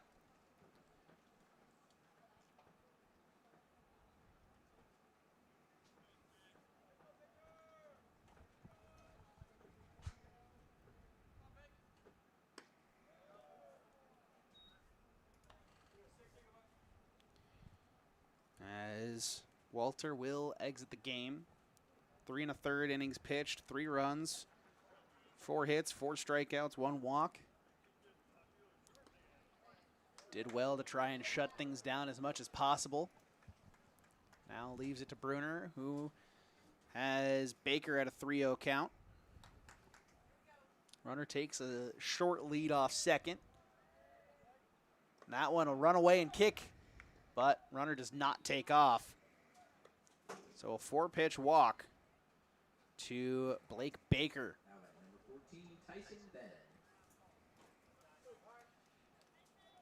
As Tyson Ben now will stand in.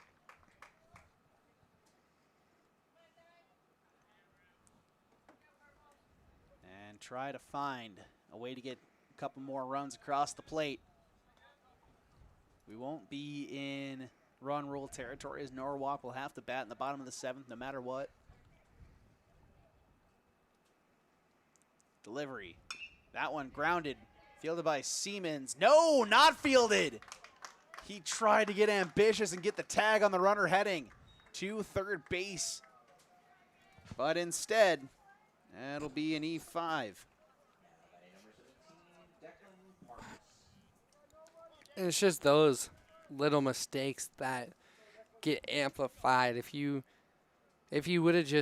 Siemens would have just stopped for a half a second and maybe grabbed it, thrown to second instead of worrying about the third. Yes, you want to get the lead runner as best as possible, but it was one of those that you try to think too risky, and the error was the more probable thing to happen, and it did happen. As Declan Parks now stands in, he sits at 2 for 4 at back-to-back singles and back-to-back strikeouts. As now he'll stand in with a 1-1 count.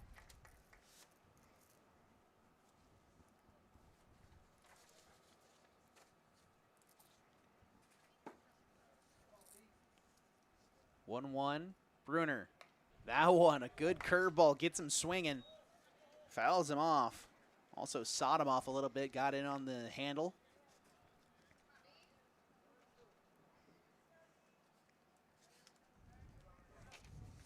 As Bruner looks to get the first out of the inning. Fouled off, good battle from Declan Parks. Parks just trying to stay in as much as possible. You can see from those 2 cuts. Now one was warranted, and because of that curveball, but that one, a very defensive, you could say. Looks at that one into the other's batter's box. 2-2 now. Although not the starter, really got to just give props to the sophomore, Jackson Howe, behind the plate, really stepping up in the sophomore just to relieve. Has a half-hearted swing and a miss, strike 3. Got him for out number 1. Brings up Cooper Goodwin. Riley Schmidt, who is the lead catcher, but Howe showing that the future is bright behind that plate for the Warriors. Schmidt just a junior, so Howe sits just a year behind him, but could potentially see more opportunities for him behind the plate next season, as he'll be an upperclassman then. That one doesn't quite find it. 2-0 to the center fielder, who so far today, 2 strikeouts, a sacrifice, and a double on his ledger. Good job behind the plate yet again by Howe to stop that. 3-0.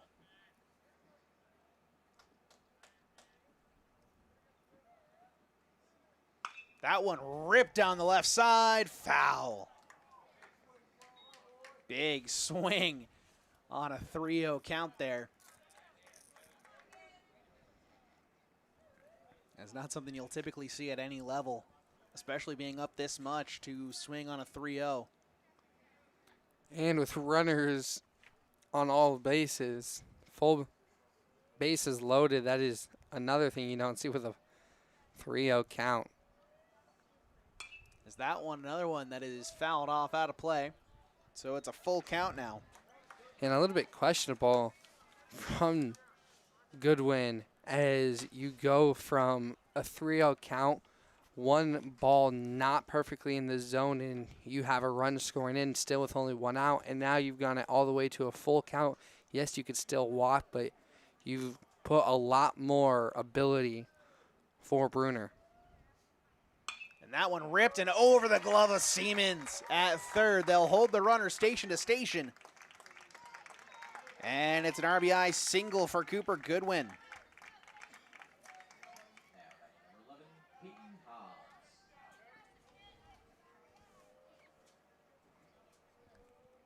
As now it'll be Peyton Hobbs, the pitcher, to step up to the plate. Hobbs has been clinical on the mound today. At the plate, he hasn't been half bad either. Is that one a swing and a miss? As an RBI single, has popped out twice, has fouled out once. So he's getting the bat to the ball, just has been so far beneath it. As that one will miss the outside corner, 1-1. Hobbs 8 strikeouts so far today. Has limited this offense to just 3 runs for Norwalk, excuse me. As he'll work this to a 2-1.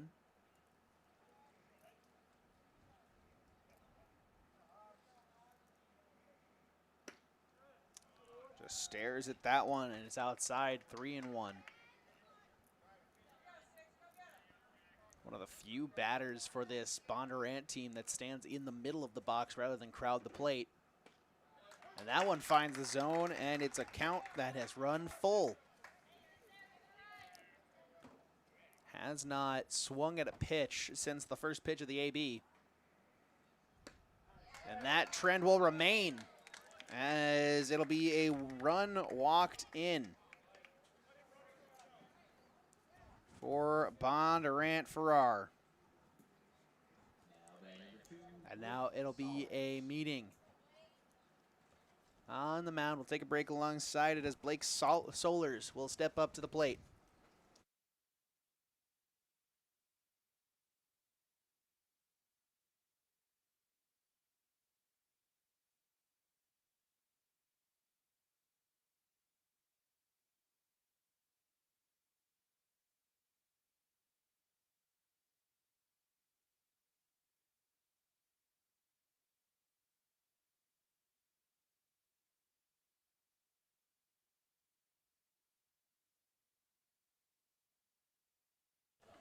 As we come back, the meeting on the mound is over.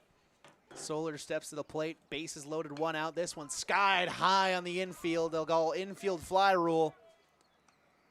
And it'll be caught by Colton Moore. Something must have been said well in that meeting, because that was a great throw just to keep the batter on his toes there for Solars, and then allowed it just to go straight pop-up. Kane McLeod will come in to pinch hit. McLeod, a junior, so far in his career this season. This would be his 3rd at-bat through now 8 games played, has yet to record a hit or a walk. So he has a 0 batting average with a 0 on base with a 0 slug.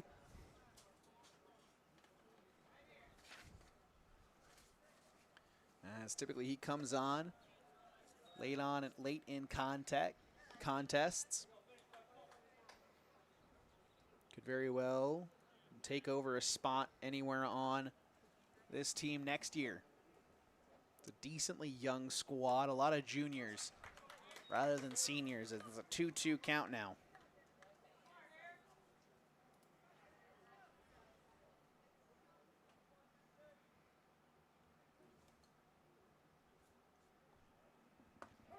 And that one, strike 3 looking.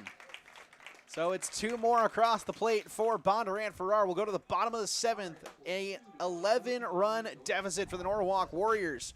When we come back, it'll be 8-9-1 due up for the Warriors.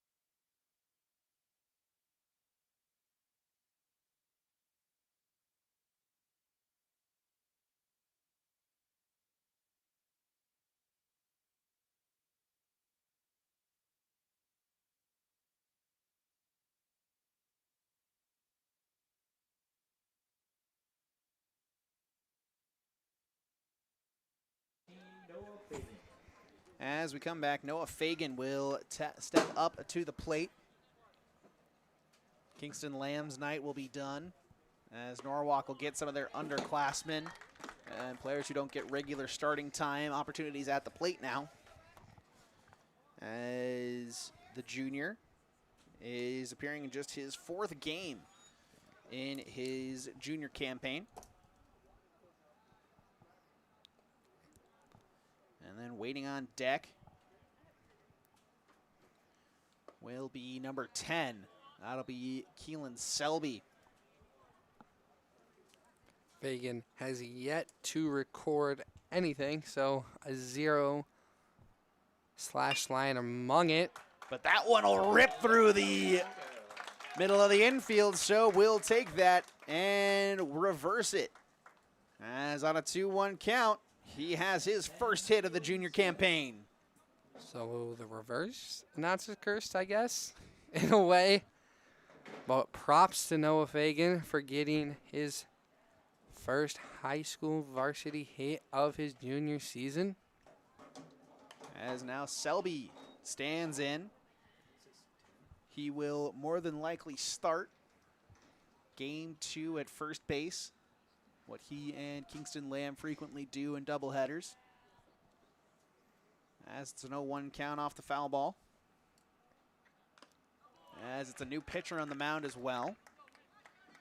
As Hobbs will go 6 strong innings. As I believe it is now number 5. That'll be Dakota Wilshire pitching for Bondurant-Farrar. 9 innings pitched. He has 10 strikeouts, a 6.22 ERA. No record to report, but has come in for 5 games. So this would be his 6th appearance so far this season. So very much a late game entrance, or just when they need some outs.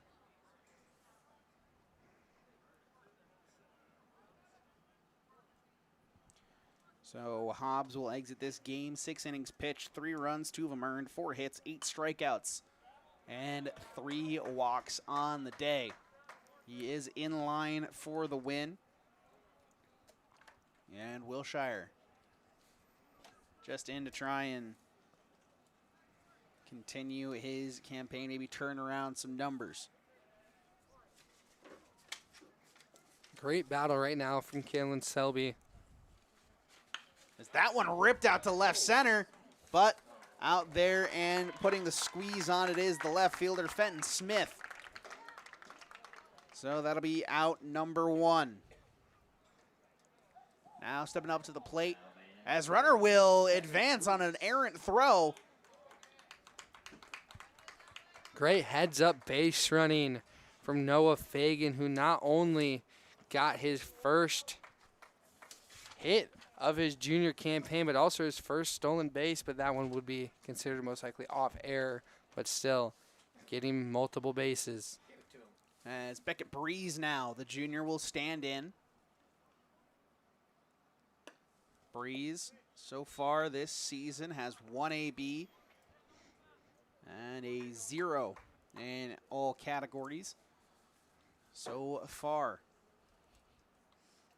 Has reached on an error once. That one goes low. Colton Moore's night is done, as he had a hat trick of strikeouts in game 1.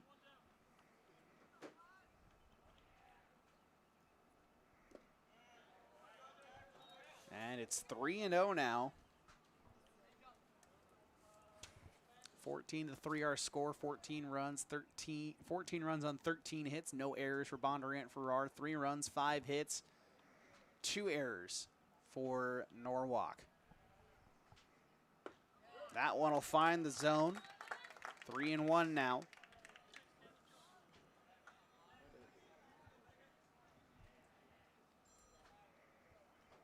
I believe it is Gavin Breyer waiting on deck. That one ripped on the swing, but a soft grounder foul. Good fight from Will Shire to get back up into the count. Full count now for him. Wind blowing in from center field. That one grounded sharply this time off to the left.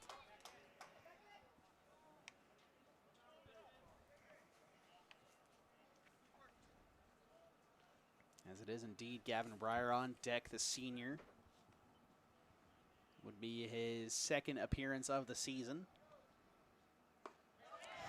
And that one, half-hearted swing. And so the leadoff spot now has 4 strikeouts on the day. As Gavin Breyer now will stand in, representing the final out of the game for the Warriors. In a game to forget for them. And a game to forget for Ashton Hans. Hans has been an ace all year, just kind of got tripped up by this very consistent Blue Jays offense, who's just really been steady all game, and it showed in this one. Just struggled early with the command, and it led to a lot of mistakes being punished. Led to some walks that came around to score a hit by pitch, something he does not do very often. He hit 2 batters today. Uncharacteristic from Hans, just shows how the command was not with him tonight. Hans, who came into this with only 1 hit batter and doubled that in this contest. That one lifted high, but shallow on the infield, snagged by the shortstop Blake Solers. That'll put an end to things here in game 1. And give us our Norwalk Player of the Game, presented by Savvy's Perspective Photography. Yeah, the Player of the Game presented by Savvy's Perspective Photography is the third baseman, Owen Siemens.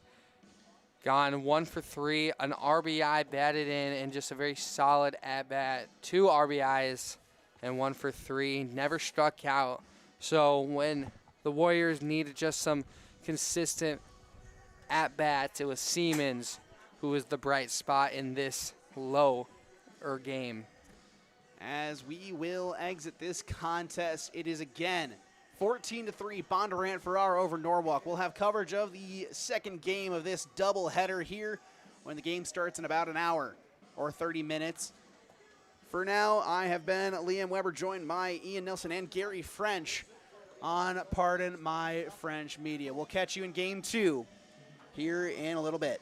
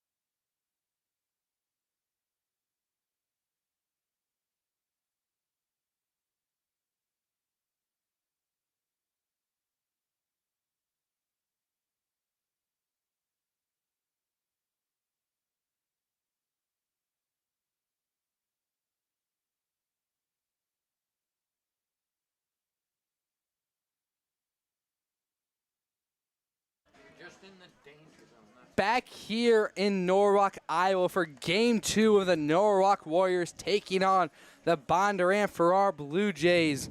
In Game 1, it was all Blue Jays. They had the number for Norwalk. It was a 14-3 victory for Bondurant-Farrar. In Game 2, Norwalk's going to look to make that a different story. And on the mound, their guy, it's Owen Siemens trying to right the ship in Game 2. Yeah, and I mean, he's been on again, off again. He had one really shaky outing earlier this season on a road trip, but other than that, when he's been pitching here at home, he's been electric. That curveball that kind of just drops off the table if he can get it set up just right. Takes on a lineup that absolutely dismantled Ashton Hans in that first game. Control issues for Hans, something that we here just kind of chalked up to rustiness. He hadn't pitched in 12 days. So this is going to be a tough test as Bondurant-Farrar really took it to the Warriors offensively. So leading off for Bondurant-Farrar in this Game 2, it's Drake Fitzgraff. And going down the rest of the lineup, it's Fenton Smith, a left fielder, Braden Dutton, the designated hitter, Blake Baker, the first baseman, Tyson Ben, the pitcher, Cooper Goodwin, the center fielder, Nolan Bass, the catcher, Jaden Piggott, the second baseman, Eric Rodriguez Alcaraz, the third baseman, and their shortstop is Blake Solers, who will not be batting tonight. As the second pitch seen by Fitzgraff is hit high but caught by the shortstop, who went all the way behind third base into the outfield to record the first out of the game for Norwalk. Yeah, and I mean, it's going to be a difficult task. I mean, Bondurant-Farrar in that first game were aggressive early. I think that's kind of one of the reasons why Hans struggled a bit. He was trying to find ways to get that slider in places, and they're showcasing the aggressiveness again. Yeah, it's Fenton Smith, number 22, who rips it right down the middle underneath the feet of Owen Siemens and goes over the second base to get a stand-up single. Siemens, the player of the game in Game 1, a single that resulted in 2 RBIs. And, I mean, he really was just the outstanding star of the offense for Norwalk in a game where not a lot of stars shone brightly. It's a ball outside to the DH from Braden Dutton, the sophomore, playing in his 17th game, 15th start. As he hits that one up, it's going to go into the outfield, trying to track it, and it will be squeezed on by the right fielder, Brady Wilkening, getting out number 2, still with only 1 on. Yeah, I mean, that's, again, just aggressiveness. And I think right now, Siemens seeing that aggressiveness, trying to take advantage of it, trying to see if he can't induce a weak swing like that. I mean, the first pitch was a lazy pop fly out towards Colton Moore. And then that one, just a lazy fly. Another one that will probably be considered a pop fly out to shallow right field. The first ball going low for Blake Baker, the first baseman.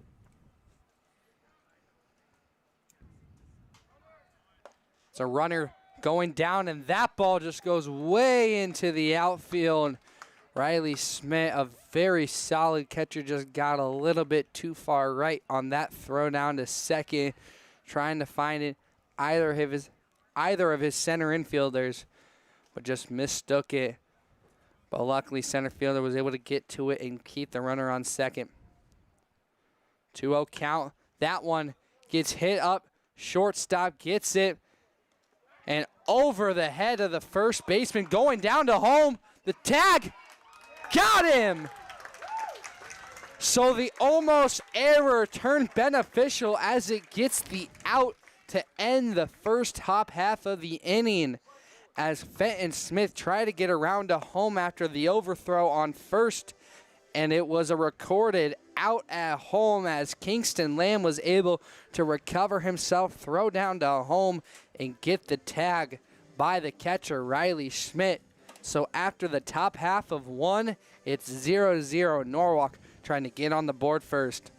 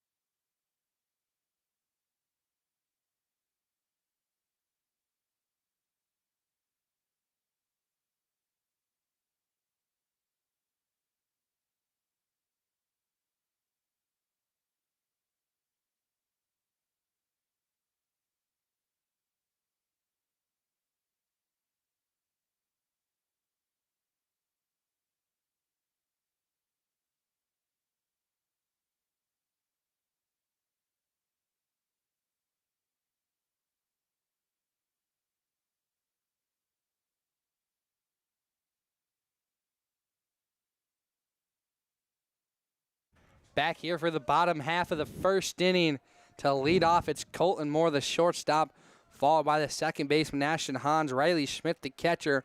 To clean up, it's the pitcher, Owen Siemens. Right fielder, Brady Wilkenine in the 5th spot. Kenyon Wright, the DH, in 6th. Xavier Bush, the center fielder, at 7th. Kingston Lamb in the 8th spot. And Cade Wadley, the left fielder, in the 9 hole, as Jackson Wright, the third baseman, will not hit.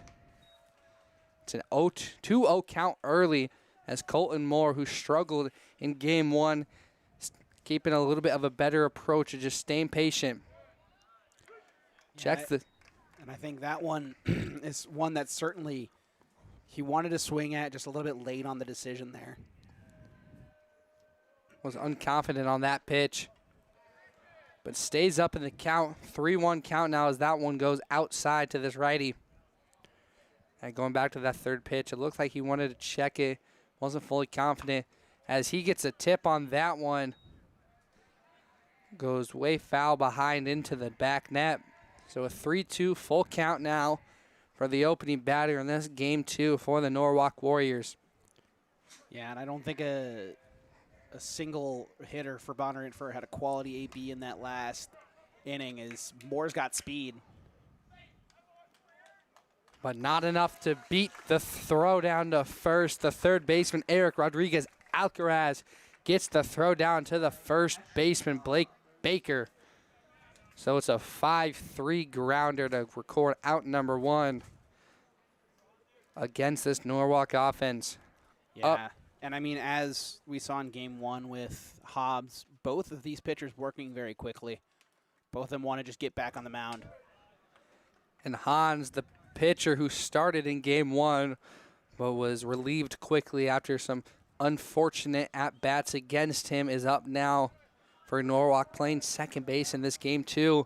A healthy swing at pitch number 1 to go down 0-1, and then that one goes out wide. So a 1-1 count with 1 out. Out wide again from the pitcher, Tyson Ben. Yeah, and I think a positive to draw from that first game from Hans, it kind of leaves his fate on Friday. It was going to be up in the air if he went long into game 1 of today. But now he gets the benefit of going out there and being able to pitch Friday as well. So it was actually a 1-2 count, as it was a strikeout swing, and Ashton Hans tried to get all of that ball but could not get a hold of it. So 2 down early from this Norwalk squad. It's another healthy cut from this Warrior batting unit as Riley Schmidt, the catcher, number 12, goes down 0-1 with 2 outs. Yeah, later this week, it's going to be a tough test in Pella. I mean, they might not have the record to show it, but they are just lethal on any given day. So having Hans be able to potentially pitch that game is going to be great. A heavy hit ball down the third base line. Schmidt with the speed rounding first, but will hold himself up. So a safe hold as he stays up safe at first, but gets on. So a single as he will get relieved to put his catcher gear back on.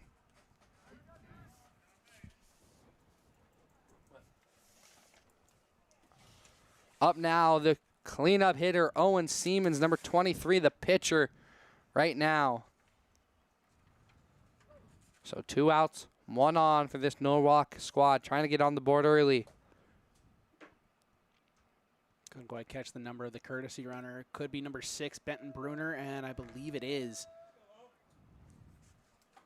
So 1-0 count now as that ball goes low. Throw down to the courtesy runner. And it is number 6 for Norwalk, Benton Bruner. Yeah, Bruner came in relief in that first game. Pitched well. Got in a little bit of trouble here and there, but overall, pitched just fine, especially in the spot that he was in, down big late. 2-0 count now. Siemens just lets that one watch. So 2-1 count now. 2 outs, 1 on. Siemens trying to help his own cause in a pitcher v pitcher battle right now. As again, just Ben working quickly. Siemens staying alive as he fouls that one back into the backstop. Yeah, and we saw in game 1 there were a couple spots here and there where Hobbs just kind of came set a little too quick, started going a little too fast. Had to get a little bit of a reprimand from home plate. So 2's all around. That one curving. Great snag. And a great snag by the shortstop, Blake Solers. Got the dribbler that bounced right into his glove and tagged second. So no damage done by either side in the first inning. Going into 2, it's going to be 5, 6, 7.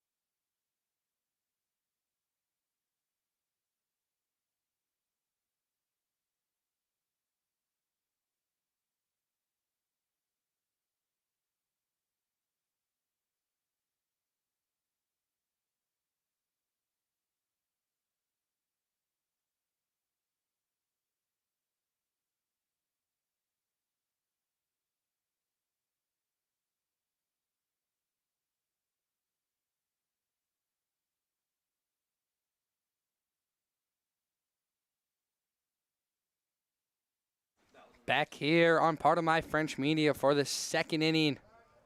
Leading off in this one, it's the pitcher, Tyson Ben, who just got out number 3 against Owen Siemens, the Norwalk pitcher. Some revenge maybe on the mind here for Owen Siemens. Worked very quickly in that first inning, only had 8 pitches thrown. Well below average. That one goes way high over the head of Schmidt as it rolls into the backstop and back into the glove. So 1-1 count now to the opposing pitcher, Ben.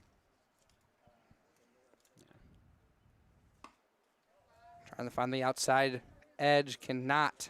So 2-1 count from Siemens. 2-1, quickly fires that one, stays high. 3-1 count. Crunch time now for Siemens in the opening batter of the second inning. Yeah, and Ben in game 1 had a bit of a struggle. I mean, he reached on an error twice. He was hit by a pitch. He walked. He scored twice. So kind of a mixed bag. I mean, he reached on errors, but other than that, I mean, got on base the hard way, the easy way. A full count pitch unloads into. I'm going to say it dropped out of the glove, and it did. I can't see it from this angle, but it did roll way away from the right fielder. Brady Wilkening just couldn't get under it. It was a great hit ball by Ben, who will get relieved by Peyton Hobbs. number 11, Peyton Hobbs. So the pitcher in game 1 will come in to relieve his game 2 pitcher. Yeah, and that one should be considered a single. It was a very difficult play. Can't guarantee that he makes that. So it should be a single for Ben there.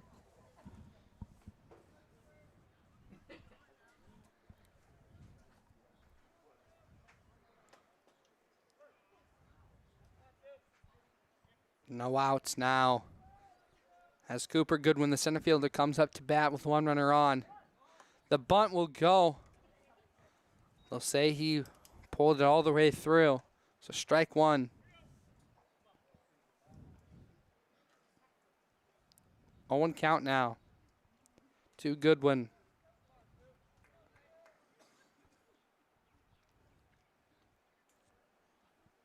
Siemens just trying to get back into this. The bunt goes back again. Siemens hops off the mound, tosses it to first, gets the out. Kingston Lamb will get the squeeze on, so record out number 2. Out number 1. My apologies. But it will send Peyton Hobbs to second base.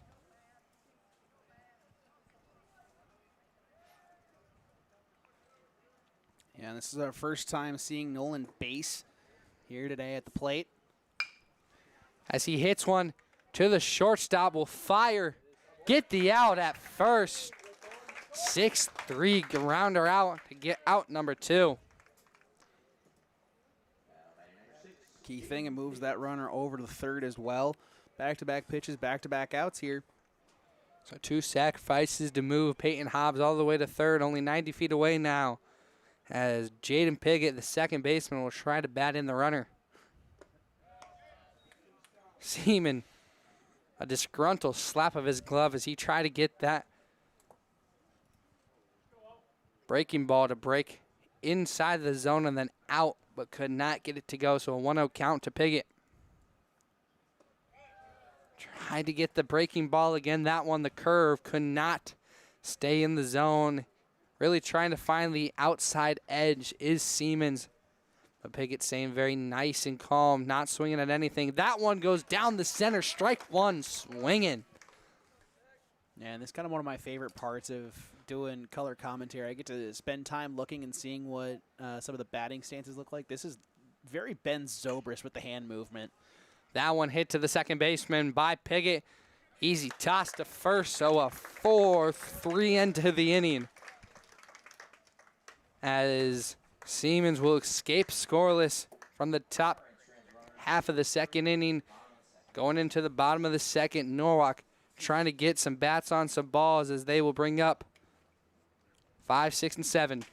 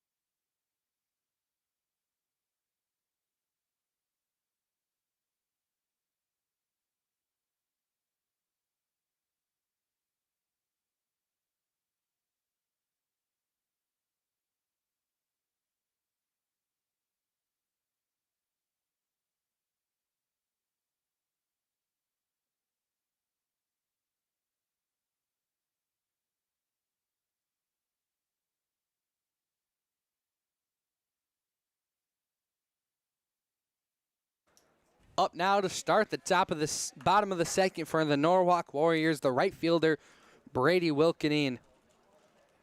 Who will get credit for an error for that base runner who made it all the way around to third. Very tough play all around, but it was inside the glove and bounced out, was the official reasoning as he watches pitch number 1 stay inside to a 1-0 count to Wilkening.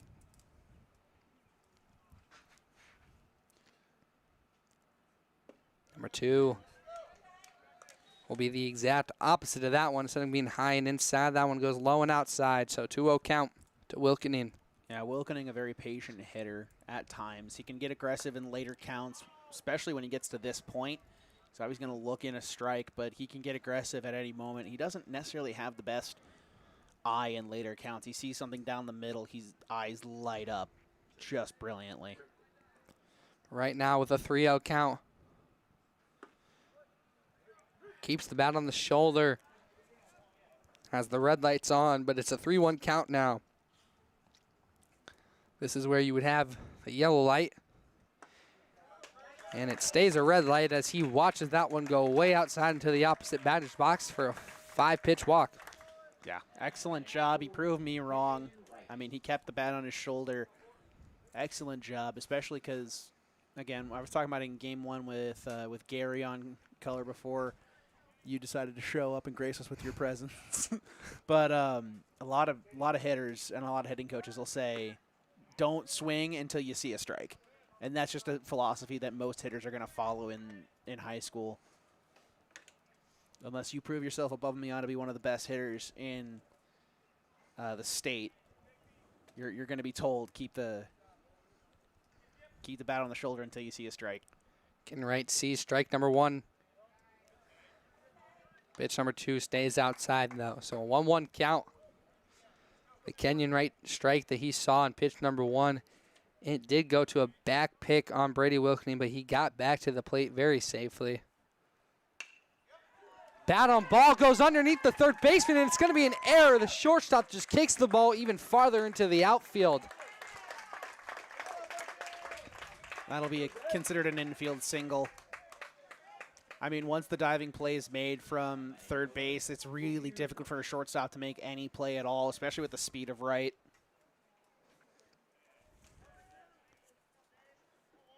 Yeah, Blake Solers and Eric Rodriguez Alcaraz were trying to see that ball into the sun as it just goes dribbling down in front of them. It was a hard hit ball on the turf. So a nice poke by Kenyon Wright, who moves the runner to second and gets safe at first. So 0-1 count now as Xavier Bush, the center fielder, comes up to bat. With one runner in scoring position, another one on. Tried the bunt again. I believe it just fouled, though, either into the turf or into the glove. So 0-2 count, eliminates the bunt, and puts Tyson Bennett in a very nice pitching situation.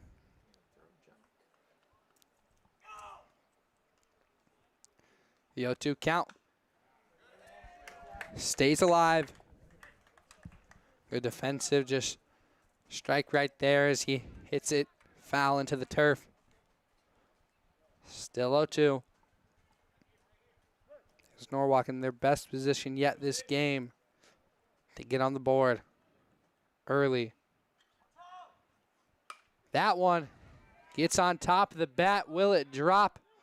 No, it's caught by the left fielder. An almost dangerous situation by Brady Wilkening as Fenton Smith fired it from middle of left field right to the second baseman. And if Wilkening would have been just a step slow, he would have been gunned out. But safe at second is Wilkening. No damage done from right at first. So 1 out, 2 on. As Kingston Land comes up, the first baseman, a healthy hack. Strike 1, 0-1 count. Yeah, and a good job getting the pitch count up from Norwalk. Obviously, we keep track of pitch count in softball, and it doesn't matter all that much. But in baseball, it's a much more violent movement with the arm. So this is where pitch counts and getting that up early is something that's very important. Yeah, because unlike softball, once you reach about that 80, 90 pitch, your arm starts to feel like spaghetti noodles. Absolutely. It's always a rough day when you hit 90 pitches before the fourth or fifth inning. That it is. A 1-2 count now as that one curves inside to the zone. Kingston Lamb now got to fight back with 1 out, 2 on. If you're Norwalk, you really don't want to strand your runners, especially in this situation. We saw what just any stranded runner can do in game 1 as they went down early after a first inning and a third inning greatness from Bondurant-Farrar, and they just couldn't get anything going on the offensive side for Norwalk. Yeah, up over 30 pitches now is Ben. He works quickly on the mound, but he's not necessarily getting out of these innings pretty quick. And that's a deep hit ball into the center. It's going to send the runner going home. And he is safe. This is going to be an argument at home plate between head coach as DJ Duve is going to come out.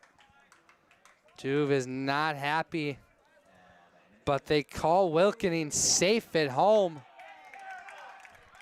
And that's a warning for Duve.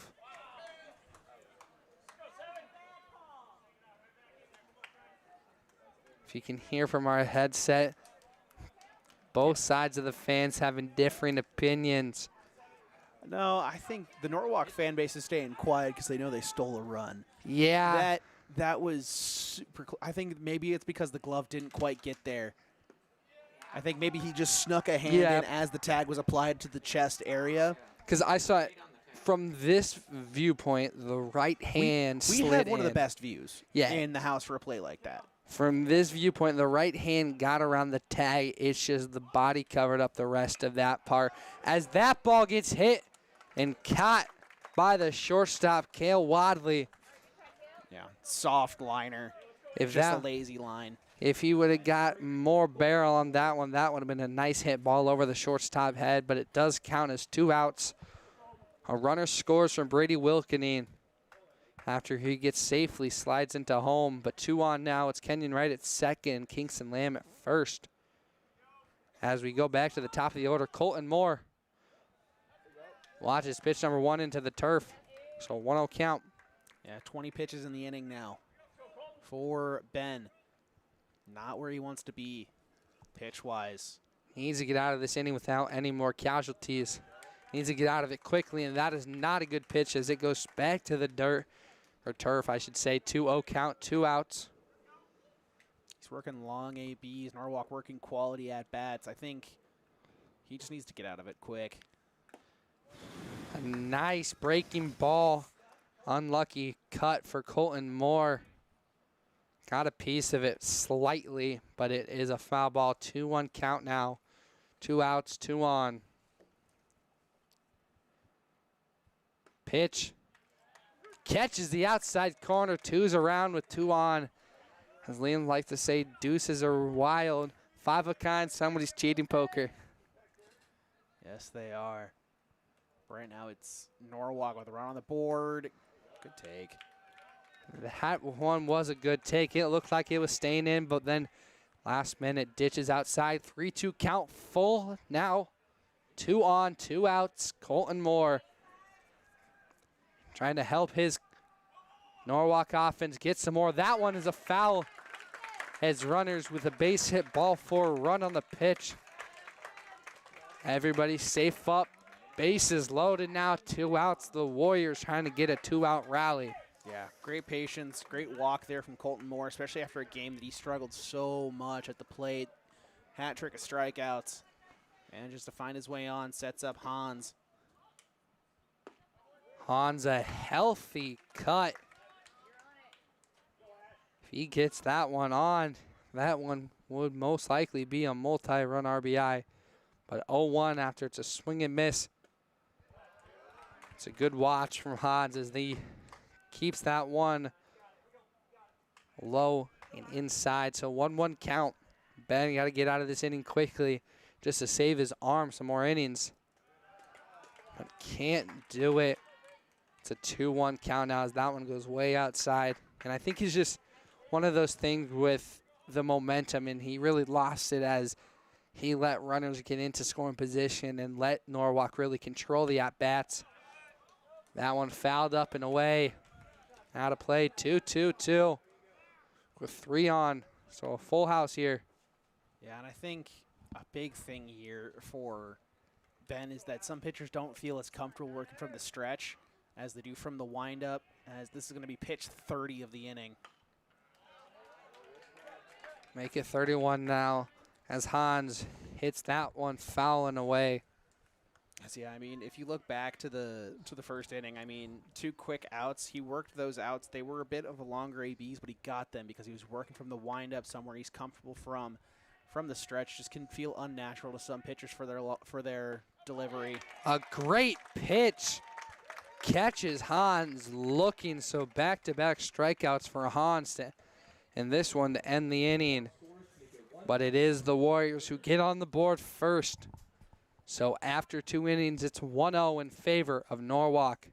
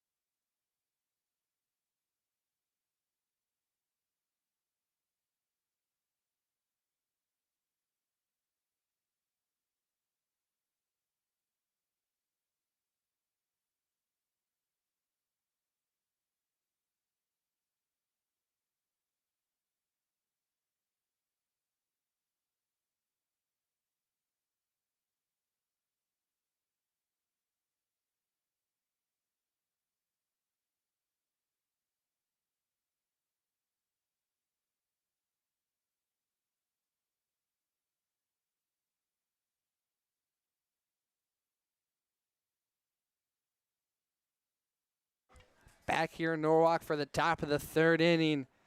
It was a run scored by Brady Wilkening to open up the ball game in the bottom of the second, be exact. So it's going to be the Blue Jays trying to right the ship. And to start it off, his first appearance of the night, Eric Rodriguez-Alcaraz, the 3rd baseman, hitting in the 9 spot. He starts off with a 1-0 count. Yeah, just his 3rd start of the season, a .333 batter, .429 on base, .333 slug. He's got a strikeout, no walks, 2 RBIs, singles.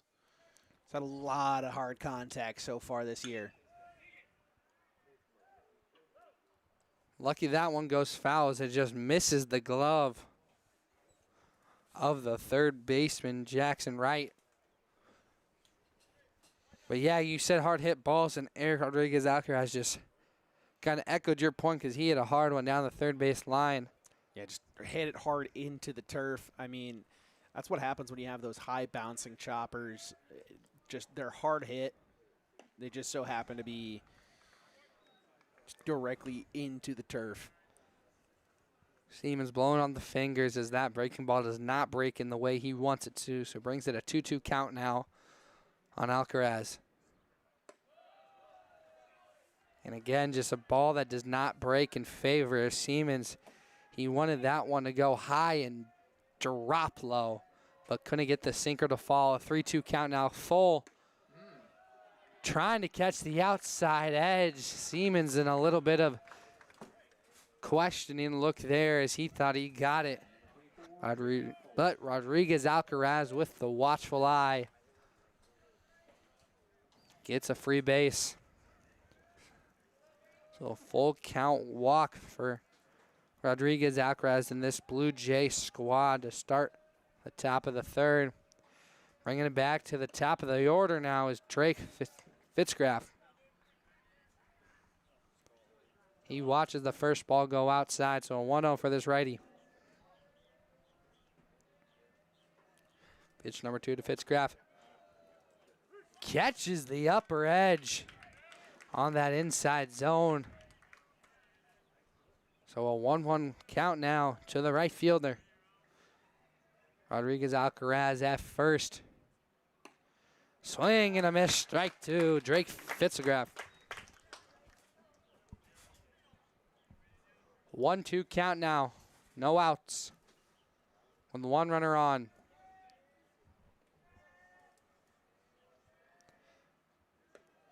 Sinker does not fall. It's a 2-2 count now. No outs on the board. Siemens trying not to do what Ben does and have a high pitch count as that one soars into foul territory. Squeezed on by the first baseman. Kingston Lamb getting out number 1. Yeah, great pitching. I mean, if the curveball's not working, it's not breaking at the top of the zone, you might as well throw something quick up there as well. Mess with the timing high. And, I mean, that's what he does there. Gets it a pop out. He's swinging late on it as well. Up now, Fenton Smith, the left fielder. He fires that one down the first baseline, but it stays up in the air and goes out of bounds. So 0-1 count, one out, one on.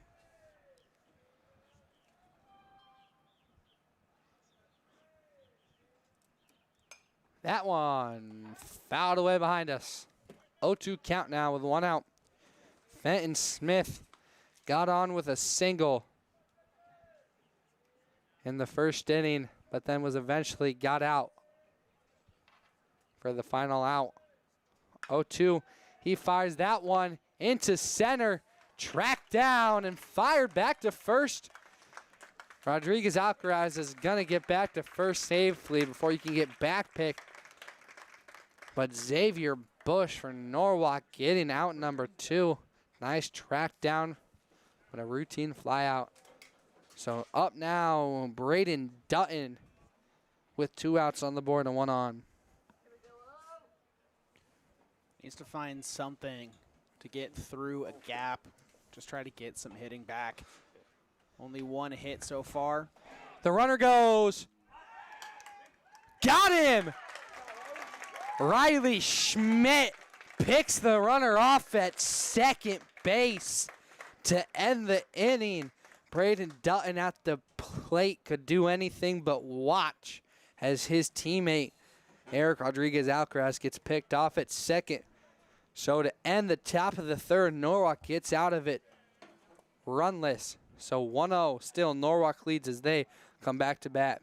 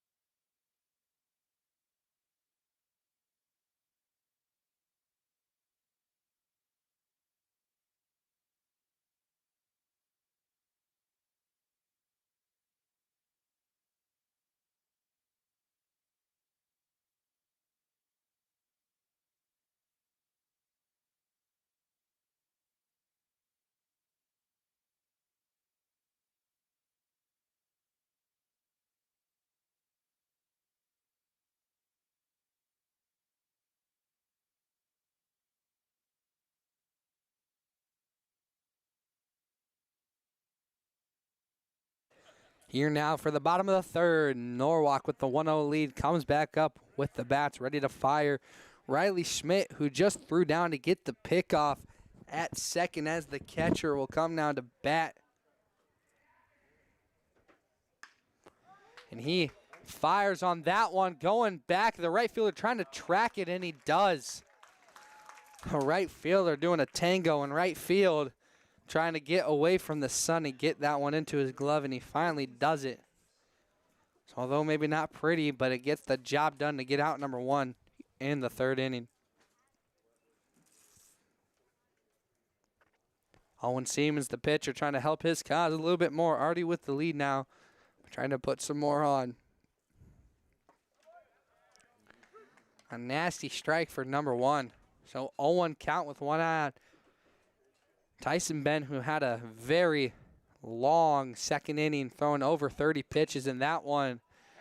Doing a little bit better in this one. It was a first pitch fly out to get out number one, and already up in the count 0-2 after 2 pitches against Owen Siemens. Doing a little bit better, settling down, throwing pitches that he knows his opponents are going to swing at, and they're swinging it in his favor. As Siemens hits it right down to the shortstop, will fire, but way overthrew it. Blake Solers trying to get something going, and they're going to put Siemens at second as they say it goes into the dugout or out of play. Either or, it's a ground rule double, and it will put a runner on second. So just an unforced error, and it is going to be a pinch runner again. Number 2 for Norwalk. Aiden Walter. He came in to relieve as pitcher. He relieved Ashton Hans. That's a strike one, so 0-1 now to Wilkening.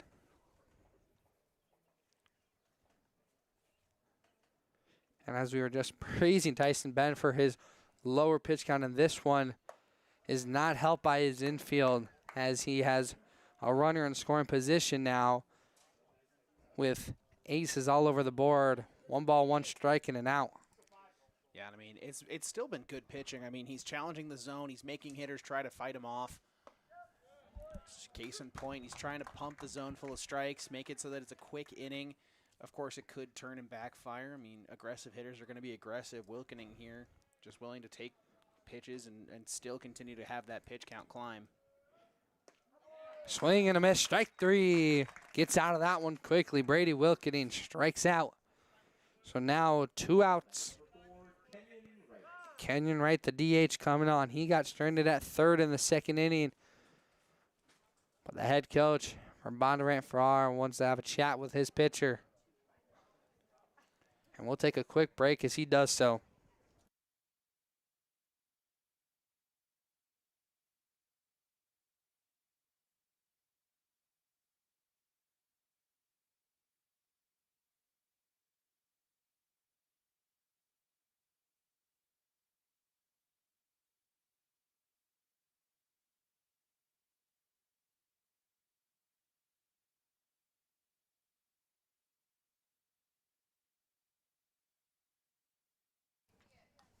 So after that conversation, we're back now. 2 outs. Just wanted to make sure that Tyson Ben, his pitcher, is fully ready to get Kenyon Wright out with 1 runner in scoring position.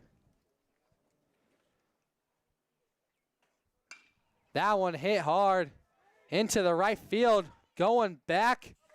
Caught and squeezed again. Drake Fitzgraff, the right fielder, who did something similar against Riley Schmidt, does it again to start and end the inning. So no damage done there in the third from Tyson Ben, who gets a much quicker inning, but still gets the pitch count worked on him a little bit. Going into the fourth, it's still 1-0 in favor of the Norwalk Warriors.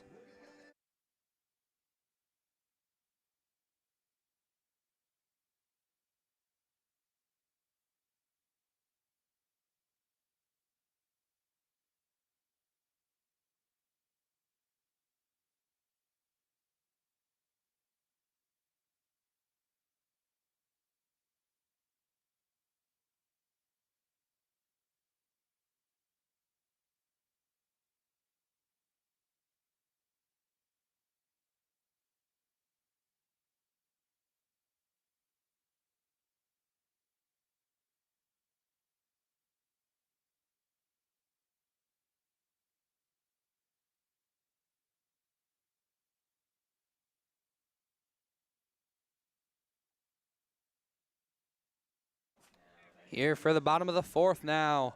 The Norwalk. Nope, it is the top of the fourth.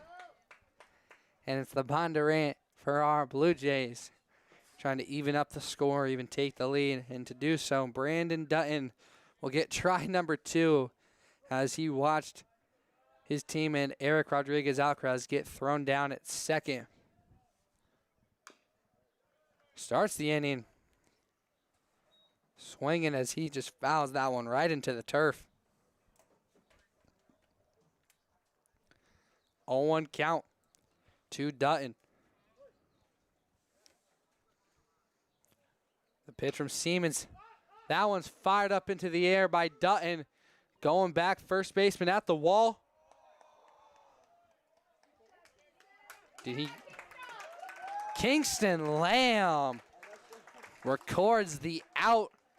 Can't really tell exactly what happened, but looks like he about almost, if not did, reach over the first base line to the right outfield wall, I guess. Don't really know what to call that. I think he was in foul territory, reached over the fence for out of play, and just managed to put the squeeze on it. So rob that one. So now up, it's Blake Baker, the first baseman. Looking for another quick inning. Siemens just gets away with that one. So the 0-1 count now makes it a 1-1 count. One's all aboard. 1 ball, 1 strike, 1 out. As the first baseman, Baker, takes number 3 pitch. They're going to call it a ball up high. So 2-1 count now.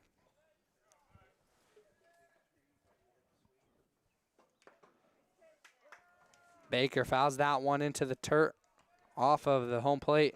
So 2-2, 1 out. Siemens trying to get out of this one quickly again. Both Siemens and Ben have been pitching very quickly. Sometimes that doesn't work in their favor as Siemens just lets that ball slip out of his hands. A good squeezed on by Riley Schmidt, who does not let that one go into the backstop. Although there's no runners on. That one saved by the shortstop. Can't get it. A great play out of the shortstop. Colton Moore slides to grab it. That went underneath the glove of Jackson Wright and fired down to Kingston Lamb, but just a little bit late. So there was a runner now on after that single by Blake Barker. Yeah, Jackson Howe over at third just couldn't quite get to it, but a great sliding stop. Colton Moore, and you could just see him rear up and fire that across the diamond. That one probably would have been good if it was on a bigger field. That one fouled up. That could stay in play. It will. Squeezed on. Riley Schmidt gets out number 2. And the second straight out in foul territory. Which is usually a good call because if runners are on, which they are in this situation, they won't run when it's an out recorded in foul territory. Can, but usually won't. Of course, we see another infield's RBI sac fly. Already seen it once at this ballpark. Would not be shocked if we see it again. Cooper Goodwin, the center fielder now, with a runner on and 2 outs, fires that one, and it will drop in front of the left fielder, so move the runners around. Baker to second, and Goodwin gets on with an outfield single. So 2 hits now off Seaman in this inning alone. There's only 3 in the entire game against either pitcher.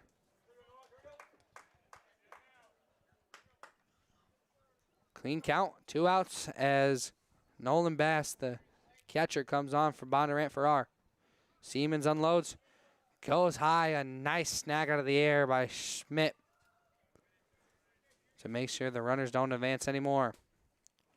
1-0 count now, 2 on, 1 runner in scoring position. Just 180 feet away from getting in. Time called. Bass first time up, grounded out to Colton Moore.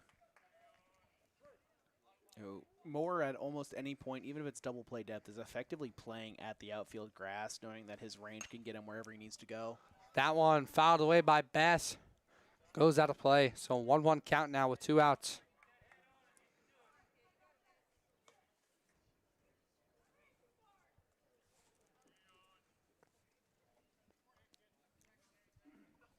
What do you like to see from Siemens in this pitch right here? 1-1 count, 2 on. You don't have to put it in the zone. You can extend a little bit. And exactly as I say it, he attempts it. I don't mind keeping it down on the ground because, again, there is a force out at any plate. So, I mean, if he swings, gets on top of it, puts it into the dirt, especially if Siemens is the one that fields it. Fires that one. It'll drop into the left field line, so ability to tie. And he will. Schmidt just gets up, almost loses the ball, but puts it in a way so that no runners get around any farther than they do. So it's a stand-up double. But I believe they will call it a double. Or will they call it a single and move on the run? I think it'll be a single and an advancement on the throwdown. Sorry. Bass will get the single called and then move around to second off of the throw. Goodwin gets all the way around to third, and Baker gets in to score after that hard hit ball down the third baseline into left field. So still 2 outs. Bondurant having a little bit of a 2-out rally. Siemens trying to end it here as Piggott comes on. Strike number 1, 0-1 count as that one hits the outside edge to the righty.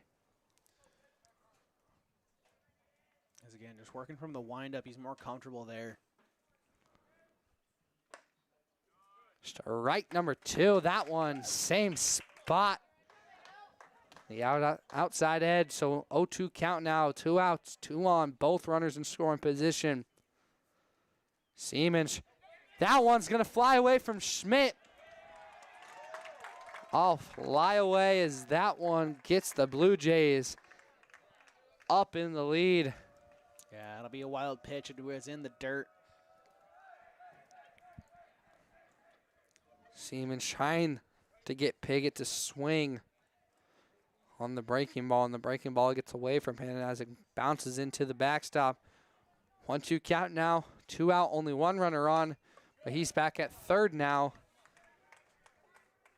As Goodwin will come in to score off the wild pitch, and Bass will get all the way around to third. And it's a 1-2 count. Piggott fouls that one away with 2 outs. Goes outside. Is Siemens, so a 2-2 count now. 2s all around.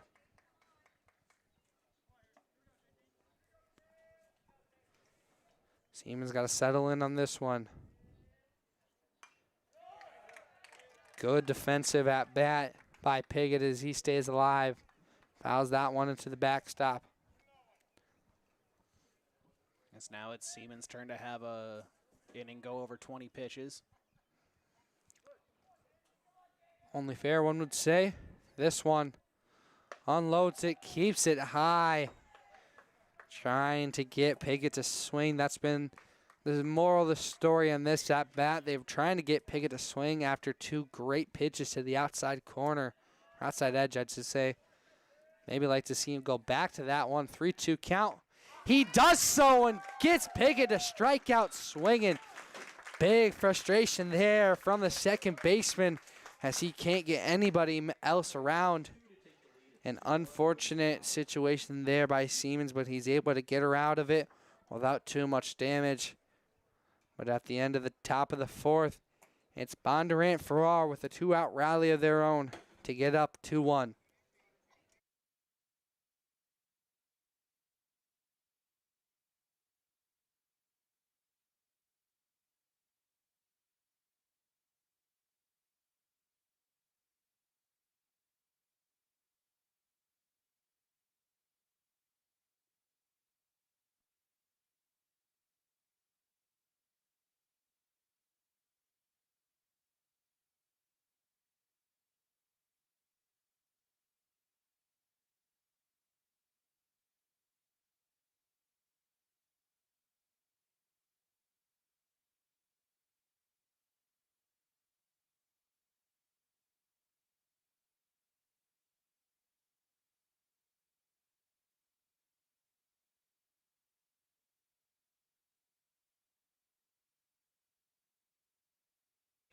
Here now in the bottom of the 4th, it's the Warriors who came into this inning with the lead, now trying to get it back as they're down 2-1 after Bondurant-Farrar goes on a 2-out rally.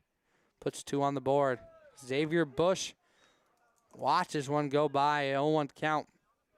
Sometimes nice, though. Watch the first pitch. Let it go by. See how this at-bat's going to go. Bush watches it again, but this one stays outside, so 1-1 count now.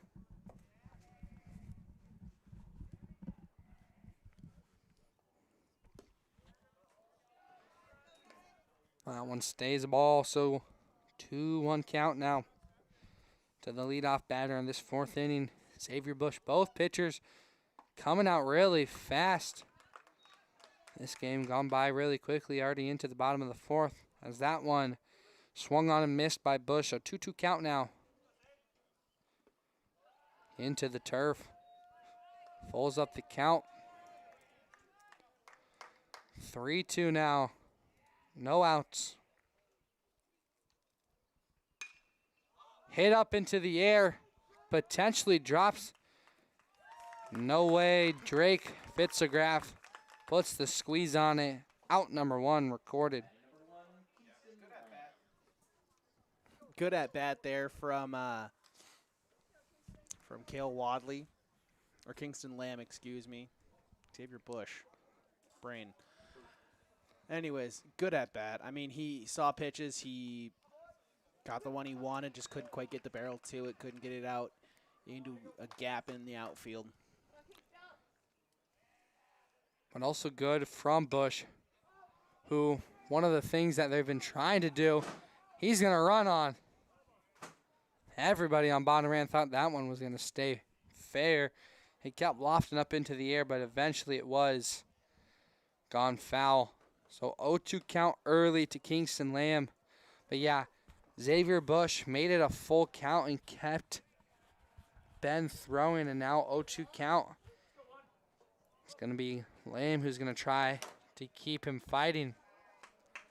And right there when Ben could have easily put that one in the zone or done a pitch that would have got him swinging, doesn't do so and keeps the pinch count around. So 1-2 count now. 1 out though. A great pitch on the outside edge. Tyson Ben getting out of that, getting 2 outs quickly. Yeah, and I think that was great sequencing as well. You get the eye level change, and then you go right back to the bread and butter. That's been working for this umpire at least. He's been getting that call pretty consistently for both sides. I think you really just need to praise the consistency from both pitchers. The left fielder now, Cale Wadley up to bat now. With 7, 8, 9 to round out the bottom of the order. That one hit up into the air. The shortstop trying to run, but it's going to be Drake Fitzgraff. Calls everybody off, so starts out the inning and ends the inning with a fly out just like he did in the 3rd. So a quick, nice, easy inning for Tyson Ben as the Warriors will go down in straight batters. So going into the top of the 5th, it's Bondurant-Farrar 9-1-2, up 2-1.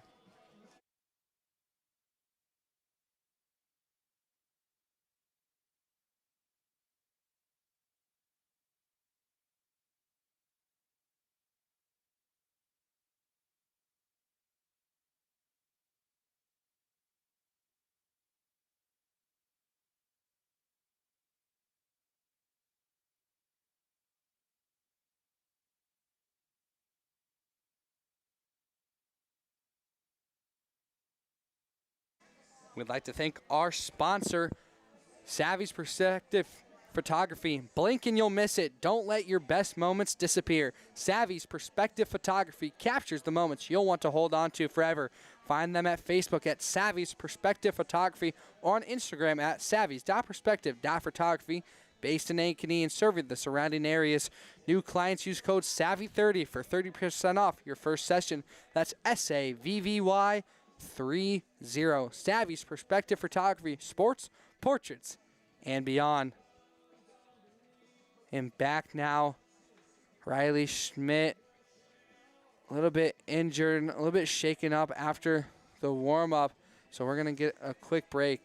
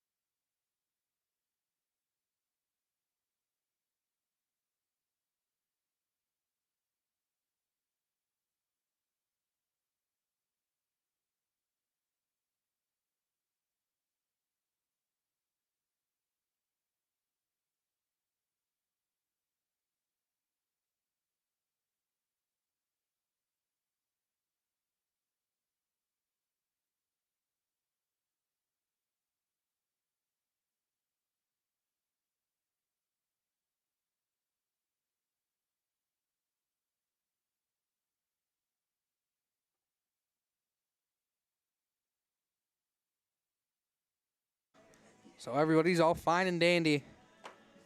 Riley Schmidt back in catching. Yeah. Could have just been dazed by a pitch. Could have also just been the fact that he's been down there catching for, this will be his 10th inning of the day, something around there. So that would be my best guess. It's just that it's fatigue. So It's hard because he's pretty much doing hundreds of squats just every at bat, on up down, everything, and then he's popping up, throwing around. He's already got a pickoff in this game. And in this heat, there's been very little wind flow. Right now, if you look center field, there's been no movement from the flags.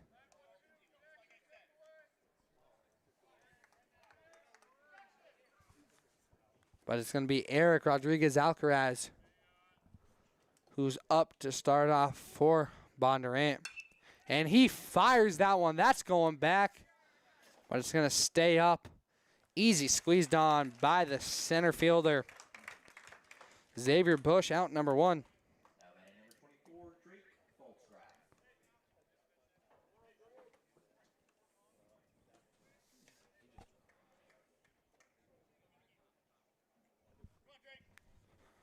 So back to the top of the order. Drake Fitzelgraf. And sends that one into the air, and that one probably is going to hit our booth. No, it goes behind us, actually. had just enough velocity on it to miss. It's hard to tell sometimes. Yeah, and Faltzgraf has had a kind of a down game 2 compared to what he did in game 1, which is not fair to him. We should not compare what he did in game 1 to what he's doing now. But it's kind of hard not to, especially when he went 4 straight ABs with reaching base. 5, excuse me. He reached on an error as well. And in this one, he's fouled out in both of his first 2 at-bats. Fluid, I should say. That one into the dirt. Yeah, he's just had weak contact both times. A foul out to third, and then a lazy pop fly out to the shortstop. 1-2 count now with 1 out. After the fly out to center field by Eric Rodriguez-Alcaraz. Siemens lets that one go away from him again. So 2 straight balls going out to the outside. And that time, Schmidt just couldn't keep a hold on it. So 2-2, 1 out. Siemens trying to get back into this one. Fouled away, staying alive is Faltzgraf.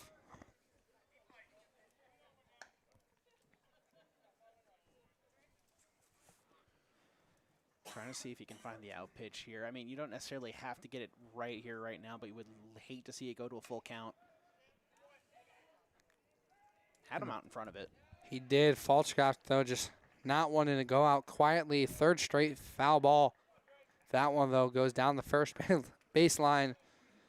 So not making the Norwalk dugout do any too much more work, having to find all the balls that had been hit out of play. Yes, I think that one, I mean, great job by Faltzgraf. Slowing the bat down just enough to continue to get a piece of it. Sends that one into the air. Gonna be a pop-up. The shortstop, Colton Moore, gets a squeeze on. Takes about 3 steps back into the outfield. Tracks it down. Snags it. So 2 out down after 2 flyouts recorded. And bringing up Fenton Smith, number 22, the left fielder. Yeah, kind of put Faltzgraf in the rocking chair there. Fastball, off-speed fastball. Ooh, just missed the outside edge. Good call, though. Doesn't break in the favor of pitcher. That one just misses the glove of Seaman. Good. Would have got that Dun-na-na-na-na Sports Center top 10 if he could have grabbed it into the glove, found it down to first, but instead it just hops over the top of it. And it's a upstanding single by Fenton Smith. Yeah, it just hops over the glove. Great effort by Siemens, though, and Fenton Smith finds his way on base. The DH now, Braden Dutton, trying to move around. That ball gets away from Schmidt. And you can see the fatigue out of that jump from Schmidt, just tired right there. He gets to it, not let Smith go any farther than second, but just unable to snag that like we would have seen in game one or even earlier in this one. Stays high, so it's a 2-0 count now for Dutton. Game started at 5 o'clock here in Norwalk, and now we're just 12 minutes away from 9 in this game two. That one fired. Moore snags into the glove, goes down to first, and underneath the glove of the first baseman. Kingston Lamb can't put the squeeze on it. It was a tough one. He had to pick it up from the dirt.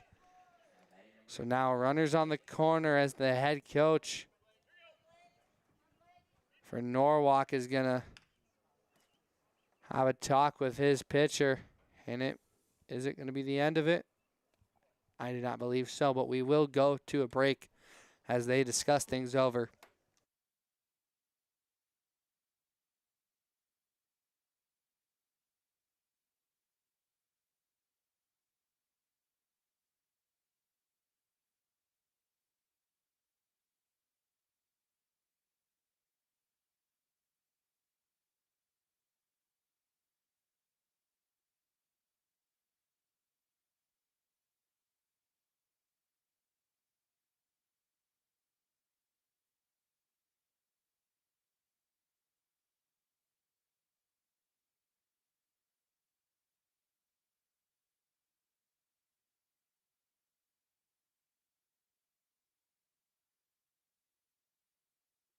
Yeah, it's in the dirt.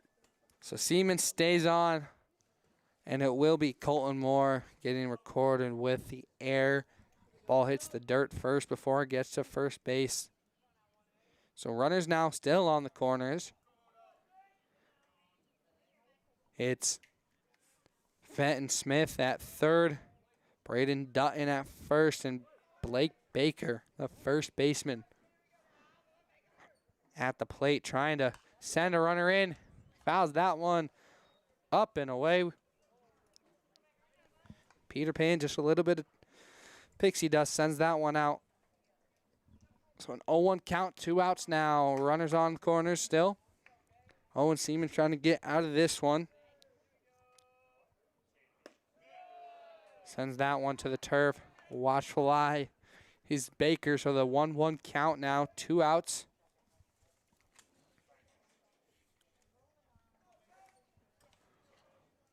Siemens sitting at 71 pitches now. This will be 72 coming in.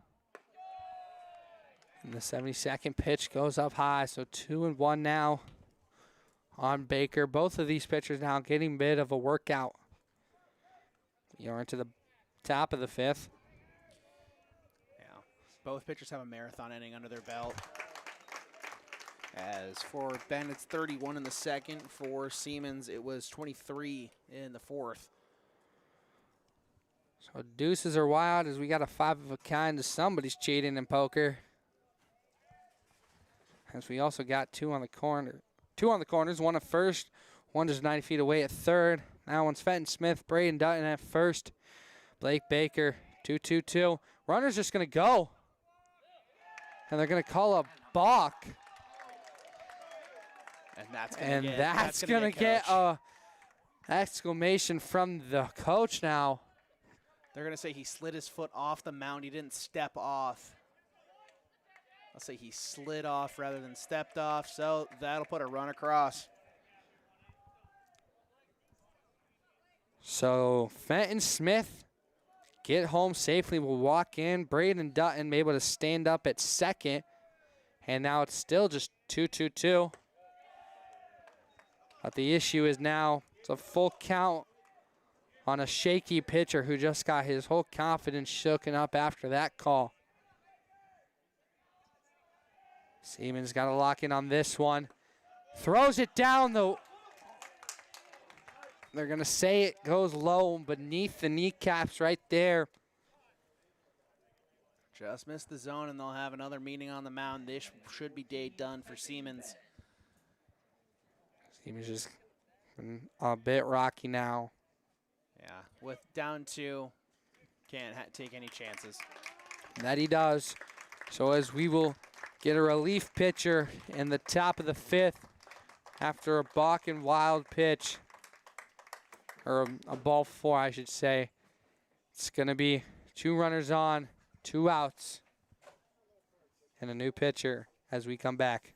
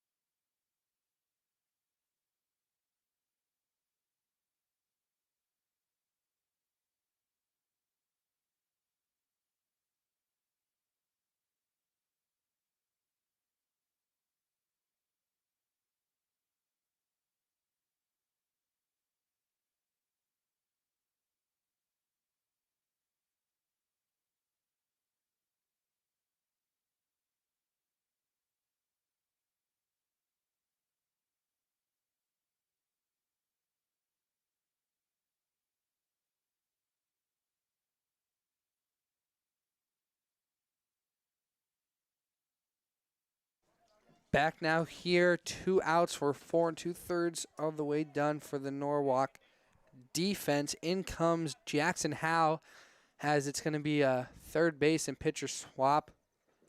Owen Siemens goes to third. Howe comes to the mound. That one fouled away by Tyson Ben, the pitcher, trying to help his cause even more. 0-1 count, 2 outs. As Owen Siemens exits the game, 4 2/3 innings pitched, as you mentioned, 3 runs, 4 hits, 1 strikeout, 1 walk. Only one of those runs is earned. He will exit in line for the loss as well. That one down the middle, strike 2. 0-2 count now on Ben.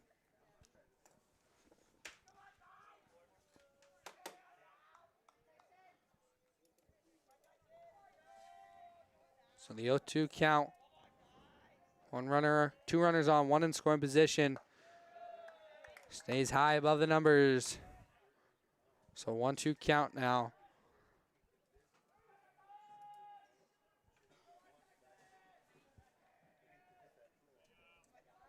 Howe coming into this one with a 13.59 ERA, but gets out of that one with nothing. Strikeout. That's his 7th of the season. So after 5 innings, it's 3-1 in favor of, after the top half of the 5th inning, it's 3-1 in favor of the Blue Jays. Norwalk going to try to come back in the bottom of the 5th and rewrite that story.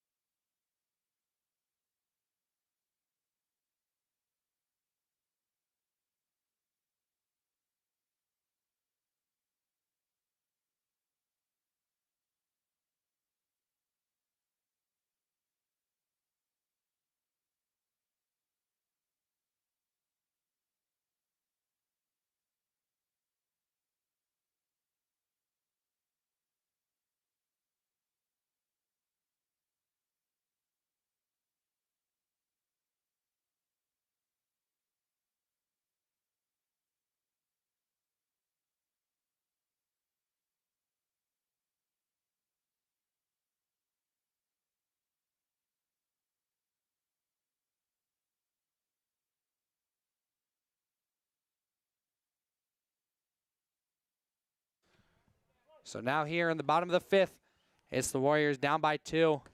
Ben, a sinker into the zone. Don't really know the whole pitch. Our pitcher expert right here would give you a better insight. Yeah, good curveball. Almost does it again, but that one just stays high and out inside. So a 1-1 count now on the top of the order. It's Colton Moore, Ashton Hans, and Riley Schmidt. Trying to find that curveball, a good spot again. But it stays the ball, 2-1 count on Moore. Just missed. That one, he pops up. Trying to find something. Gets it. So the second baseman, Jaden Piggott, puts the squeeze on it. It's a fly out to 4. Yeah, I could absolutely hear the bench just screaming JP, JP. First and last initials. Calling off anybody that might try to come over and call off Piggott. A healthy cut from Ashton Hans, who we haven't seen since the second inning. Now here in the bottom of the fifth, he has 2 straight strikeouts as he goes down to the count 0-2 early, but both of them have been swinging. First one was a swing and a miss. That one, foul tip off the front of the bat. It was a strikeout swinging in the first inning, a strikeout looking in the second, and a strikeout swinging in the fifth. He's got his hat trick. It's the hat trick of shame right there. So 2 outs now as you go to the bottom of the top of the order. Riley Schmidt in the 3rd spot, the catcher. And we're seeing something very similar now to what we saw near the end of the game in Game 1. Norwalk not going back to how they were doing in the first couple innings, playing very methodically, very composed and watchful. Now they're just trying to play a little too aggressively, trying to go for all the gusto now. And that one popped up into the air. Jaden Piggott will be able to watch it, put the squeeze on it. So he will start and end the inning of outs with a fly out caught in his glove. Takes 2 steps back, 3 steps to the right in the outfield and puts the squeeze on it both times. So it's 1-2-3 down as Tyson Bennett gets a quick in and out. And it's still 3-1 in favor of the Blue Jays as we go to the top of the 6th here on Part of My French Media.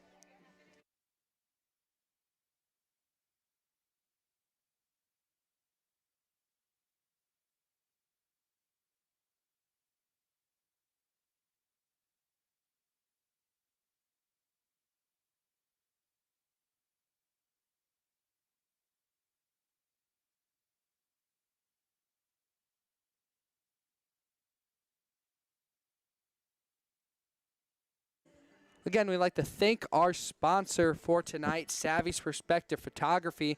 Blink and you'll miss it. Don't let your best moments disappear. Savvy's Perspective Photography captures the moments you'll want to hold on to forever. Find them on Facebook at Savvy's Perspective Photography or on Instagram at savvy's.perspective.photography. Based in Ankeny, serving the surrounding areas. New clients use code SAVVY30 for 30% off your first session. That's SAVVY30. Savvy's Perspective Photography, sports, portraits, and beyond. And stay tuned after this game where we will share our player of the game presented by Savvy's Perspective Photography. Now on the mound, it's Jackson Howe who came in to relieve Owen Siemens in the 4 2/3 of the 5th. So now here in the 6th, it's Cooper Goodwin, the center fielder, to start things off for Bondurant. If you're Bondurant, you just want to stay how you've been doing these last couple of innings. Get on base, not do anything too fancy. Get on, get around the horn and score. If you're Norwalk, you want to get out of this one quickly. Yeah, I think if you're Jackson Howe, you're definitely having it in the back of your mind that you want to get this back to your offense, but also give them time to clear their heads a little bit on defense because, again, they're in that mentality of hack away, and it's just that's not where you need to be right now. You need to go back to what worked in the second inning when they put a run across, which was patience. Instead of being aggressive, swinging through things, being patient, letting the ball come to you, staying back in the swing. As I've always been said, patience is a virtue, one that the Warrior offense does not currently hold. Defensively, though, they're staying all right. It's a 1-2 count now. Bondurant staying alive. Goodwin, the center fielder, he singled in the fourth and got around to score. And in the second one, it was a pitcher to first. Ground out, and that one, he strikes out swinging. Strikes out looking. It's a backwards K. So a great start to Jackson Howe's first full inning of pitching. So he gets a backwards K to start it. A nasty curveball out and in against Nolan Bass, the center. Yeah, and early Bondurant-Farrar just hasn't looked to know what to do with that. Another great pitch from Jackson Howe. 0-2 count. You can see Howe reaching for the top of the head. Oh. He's got to be reminded that ABS is not in high school. They actually called it a ball. It looked good. Originally, I thought it was called a strike, but yeah, tapped the top of his head like he was a minor league or major league pitcher. Not in this league. So it's a 1-2 count. Does get the strike back, though, so it's a 1-2 count for Howe with one out. Bass trying to stay alive in this one. He will just pass, but Moore comes in, fires, got the out. Colton Moore saves his pitcher. That ball just goes over the glove of Jackson Howe. Moore shot out like a cannon and picks up the ball off the turf, fires to first, gets the out called. Oh, so 2 outs now. Declan Parks is going to pinch hit here. But again, I kind of wonder how many times Colton Moore has kind of just yelled at a fielder in front of him, just leave it. Just leave it, leave it, leave it. It's mine. I can throw him out. Because again, that cannon of an arm. So now it's going to be a pinch hitter for Jaden Piggott. Declan Parks will come in. Parks, if we were calling this one in Bondurant, would have most likely been a favorite for player of the game, as he had a very solid game one, but now coming in to pinch hit for Jaden Piggott. He did. He had a very solid start to game one. He was definitely one that, kept an eye on. He played very well. Then a hat trick of strikeouts to end his day. He started off 2 for 2, RBI, run scored, then 3 straight strikeouts. So he struggled in the back half of game one.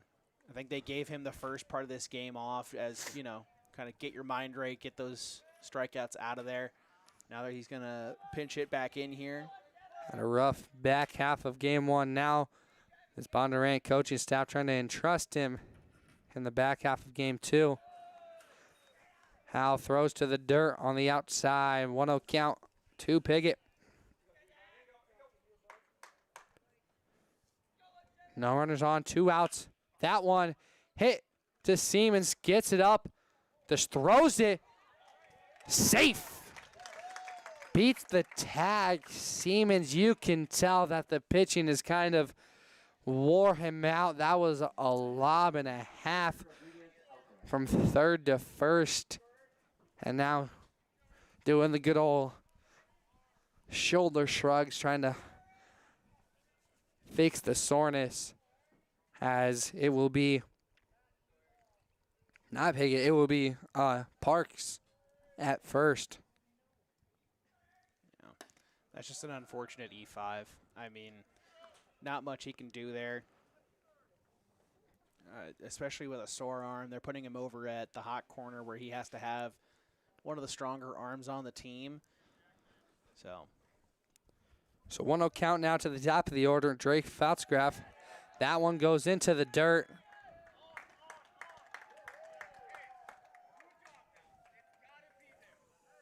If you can hear the Bondurant coaching staff now with 2 outs, it's a 2-0. It's got to be there. The red light, not red light, I'd say the yellow light's on for sure.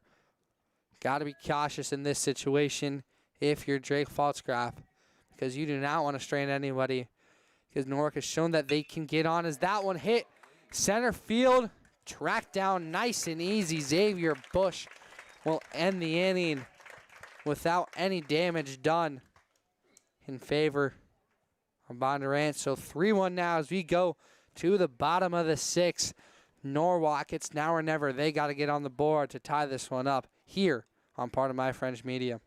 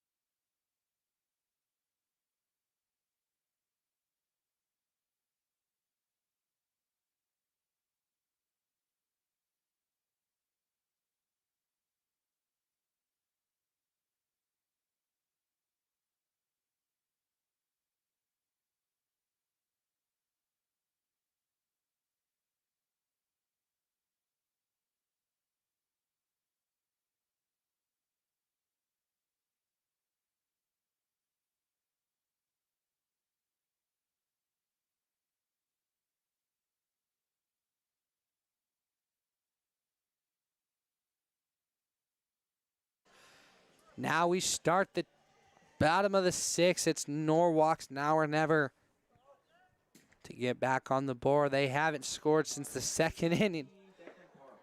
We see fireworks in the way background. Norwalk starting off 4th of July quite a bit early. It's only June 15th, so just about a month away from the 4th of July. It's Owen Siemens to lead it off. The starting pitcher, now third baseman, trying to help his team's cause. But speaking of former pitchers, Tyson Ben is the former pitcher for Bondurant, as Declan Parks will come in now to relieve him in the bottom of the 6th.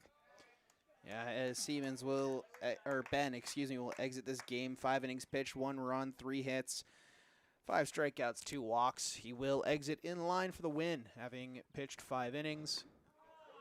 So, yeah, he pitched extremely well. He didn't allow a hit past the 2nd inning. So after watching the first pitch be a ball, he watched the second one go right down the middle. Siemens did, so it's a 1-1 count. Parks gets away with that one, but received by the catcher, Nolan Bass. So it's a 2-1 count. Nobody on, 0 outs. It's a leadoff batter in this bottom of the 6th. Puts a bat on it. Seaman got some speed, but it's going to be a nice, easy. That one, Seaman's going to round the base. Hits off of the turf. And Seaman stands up. It's going to be an E6. And then get around off of the E6. So up for an double off of an error, as you want to call it. Now runoff errors. It's a double off of an error.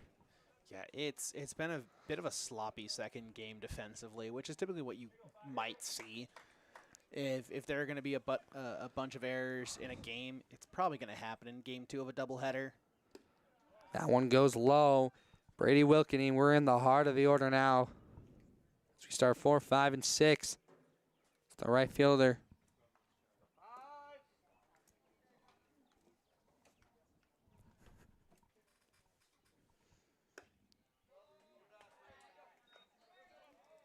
Wilkening has done good work so far this season out of the 5-hole. 2-0 count to Wilkening. Nobody on. No outs, I should say. 1 on, as Seaman is at second in scoring position. And red light all but on now. 3-0 count to Wilkening. Especially in this position. I really like, though, how Norwalk is watching it more. They're staying patient. It was a good cut out of Siemens. Hard hit ball, and that one, it's a 4-pitch walk to Brady Wilkening. As now 2 on, no outs. As the Bondurant-Farrar coaching staff and crew gonna have a talk with their fresh pitcher, who's having a rough start to his night. Because we'll take a break and be back here for more Norwalk baseball.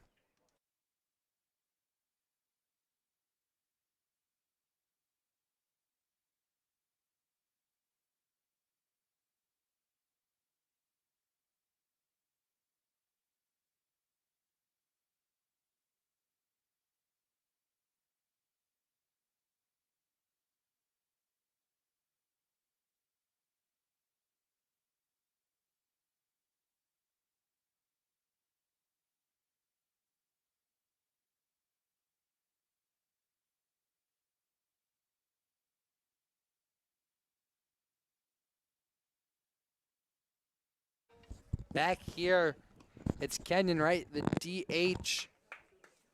After Blue Jays and crew had a talk with Declan Parks. But the talk leads to a ball off of the show bunt pulled back. That bunt does go. It's going to advance runners and get the out at first. So a successful sacrifice bunt moves everybody around.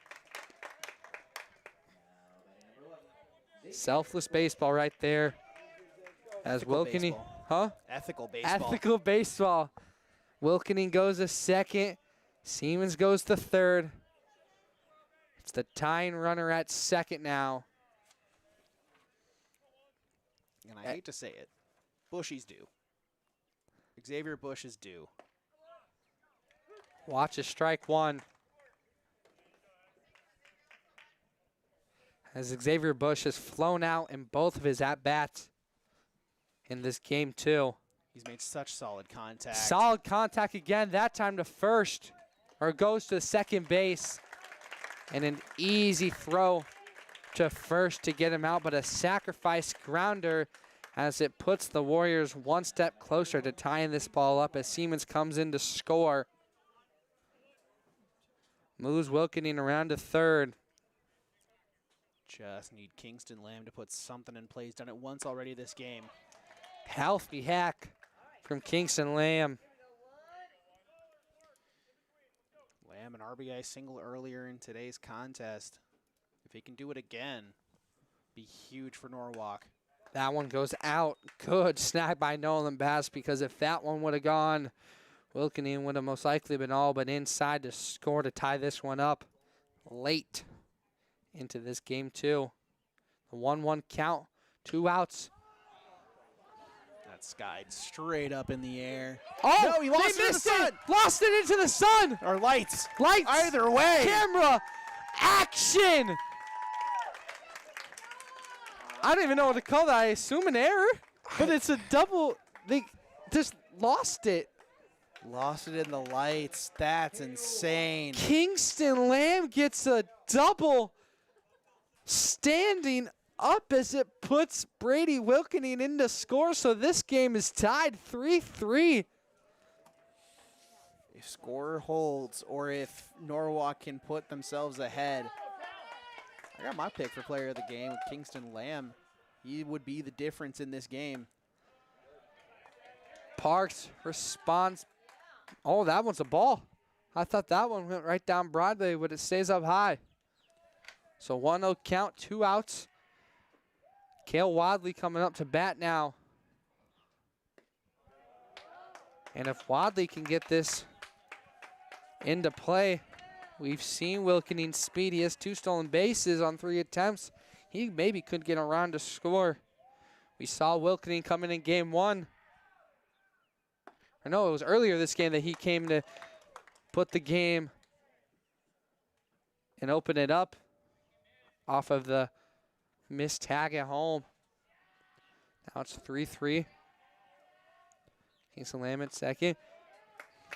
Cale Wadley. It's a 3-1 count.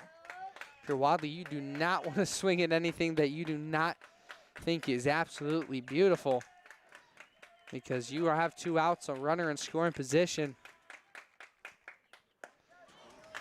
He does swing at that one, but for good reason. That one looked down in the middle. So a full count now with 2 outs. A runner in scoring position at second. That's Kingston Lamb. Kale Wadley puts it into play, could score. And hits him. And eats it too. Kale Wadley clapping his way to first base. Well, of course he's clapping. He knows that brings up Colton Moore, who again, another batter today. That is due. And Couldn't there's gonna be agree. a meeting. This should be night done. Very well could be. I think they might try to bring in Wilshire again, potentially. And it'll be Wilshire to come in.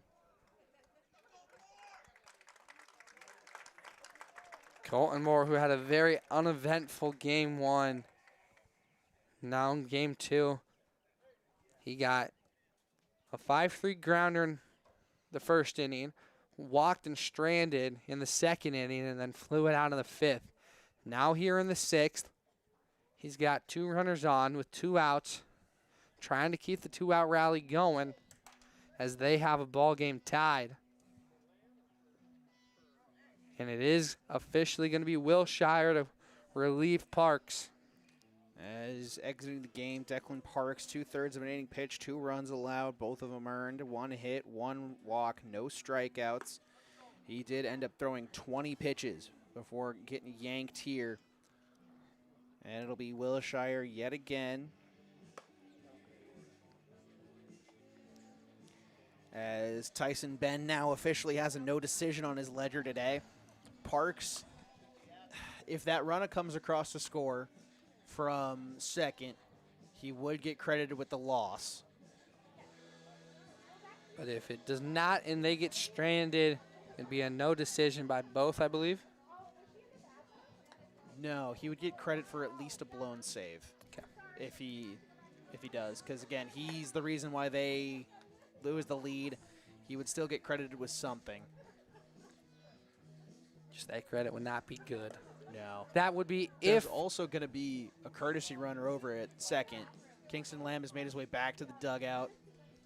They're going to get someone with speed out there. And looking at it, that could be literally anyone. I see 14, I think. 14, that's Noah Fagan. That's a quick kid.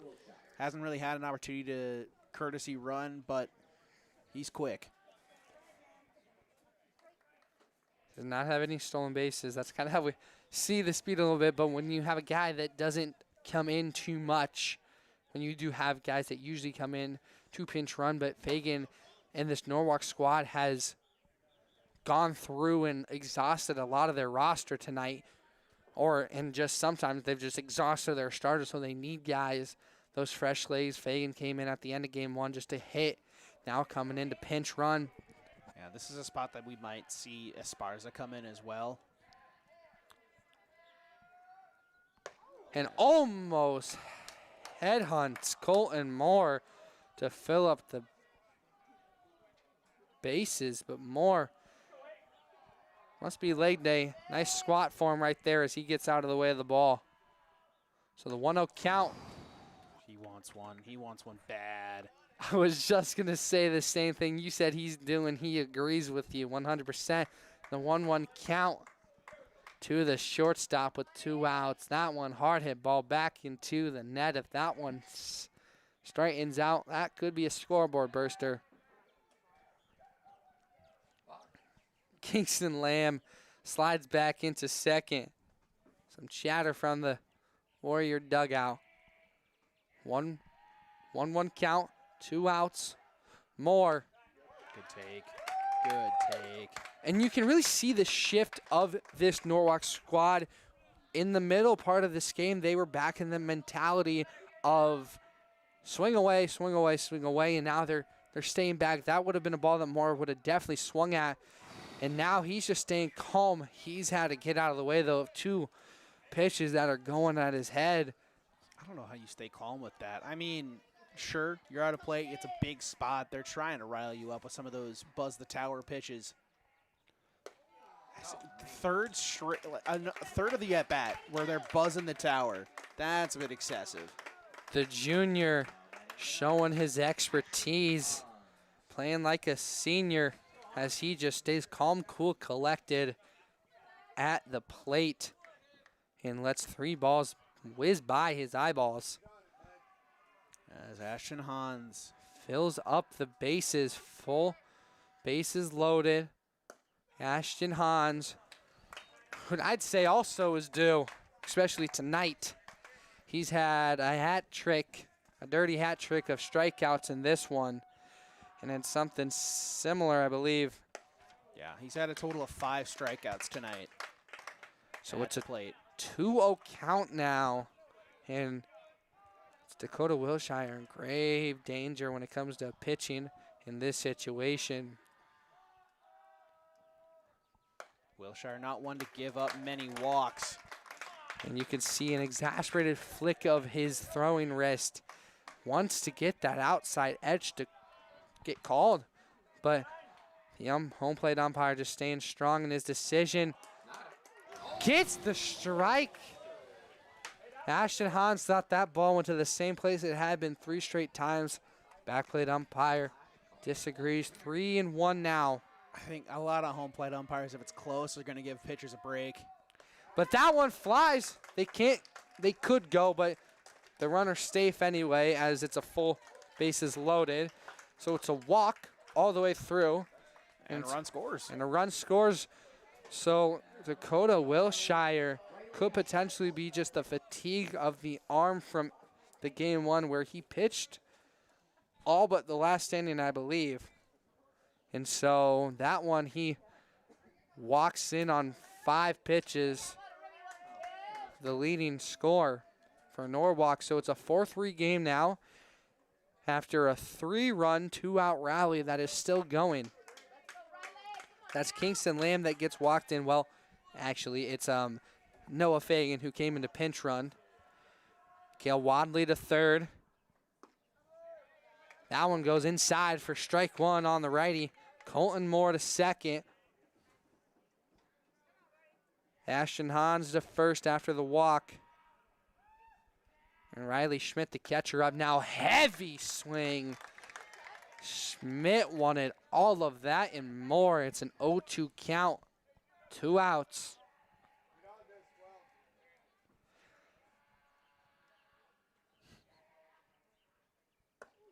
Inside, 1-2. Yeah, they just kind of continue to try to buzz the inside, try to get the Norwalk hitters to back off the plate. I think if you're going to get them to back off the plate, you got to hit them. At this point, if you're going to get them to back off, you're just going to have to hit them. Heavy hit. If it stays in, it's good. No, Does make it not. out. That one will fly out of bounds past the dugout. So 1-2 count still with 2 outs. Riley Schmidt, if he would have straightened that one out, he could have potentially beat the right fielder. Drake Faltzgraf. Faltzgraf has been a very strong player in this one, defensively speaking. He's got his fair share of flyouts.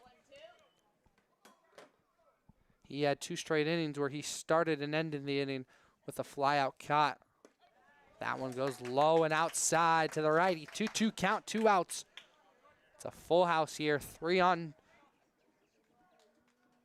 2-2 count with 2 outs. Need something here, need something. 2-2 Wilshire unloads, swing and a miss, strike 3. So Wilshire escapes heavy danger, but does let the leading run come in. So it's Norwalk with the 4-3 win, 4-3 lead as they go into the top of the 7th. 3 outs away from shocking Bondurant-Farrar on their home, so in home territory.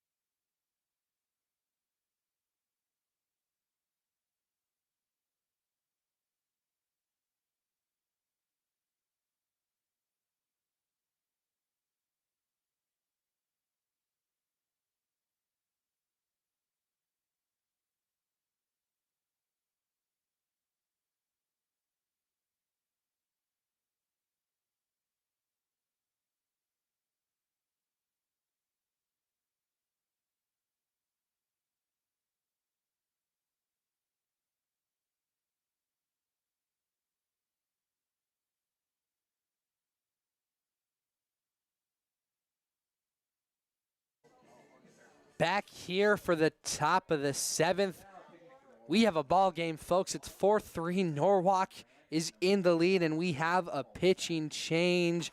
Number 7, Kale Wadley, has come in to relieve and will be in line for the save if they can get the 3 outs they need. I was wrong when I exited what felt like a while ago. It is Drake Faltzgraff who's leading off. It was Eric Rodriguez Alcaraz who flew out to center field to end the top of the 6th. Here now the top of the 7th, so whoa, count to Faltzgraff. Make it a 1-1 count. Caught the numbers, so 1-1 count to Faltzgraff. As Howe will exit in line for the win. 1 1/3 innings pitch, no runs, no hits, 2 strikeouts, no walks. Just misses that outside edge. 2-1 count now. And I really think Howe complicates player of the game for me because he came in and he absolutely shoved. That one's hit. Caught Great by the snag! left fielder. What a snag. Tracked down. I don't even know who that is because it should be Kale Wadley. It should be. I don't know who went out there, but what a play. If your phone can get the, if you can get the number, It's number 2. that is Aiden Aiden Walter. Walter, the diving snag. That may even get, probably not, but what a snag. That's a saving grace right there, Aiden Walter. Wow. So the left fielder, the backup left fielder, as Kent Wadley's now into pitch. It's Aiden Walter, diving catch. It's all right. Nobody's on. It's a 1-1 count now with 1 out. Just that one got away with him, spiked into the turf. Rob Gronkowski-esque. It's Fenton Smith, the Bondurant-Farrar left fielder, who's up to bat, trying to keep his team's sweep dreams alive. Cannot catch the edge. 2-1 count, very similar to the at-bat against Drake Faltzgraff. Just a mere moment ago was a 2-1 count and flew out. Can't catch the edge again. Now 3-1 count. It's a great hitter's count if you are Fenton Smith. 1 out, 3-1 count. Fenton Smith from Wadley. Cannot get it. They call it high. So now a runner on with 1 out. As for Wadley, that may just be the weakest part of his game is the walks. It's always a pain when you give runners a free base, especially in this situation when it's only a 1-run lead for Norwalk. So the tying runners at first. A great snag by Riley Schmidt. That one on the final inch of his catcher's mitt. Stays in the webbing. So 1-0 count now to Braden Dutton. Catches the out. Does not. Goes outside. So still 2-0 count.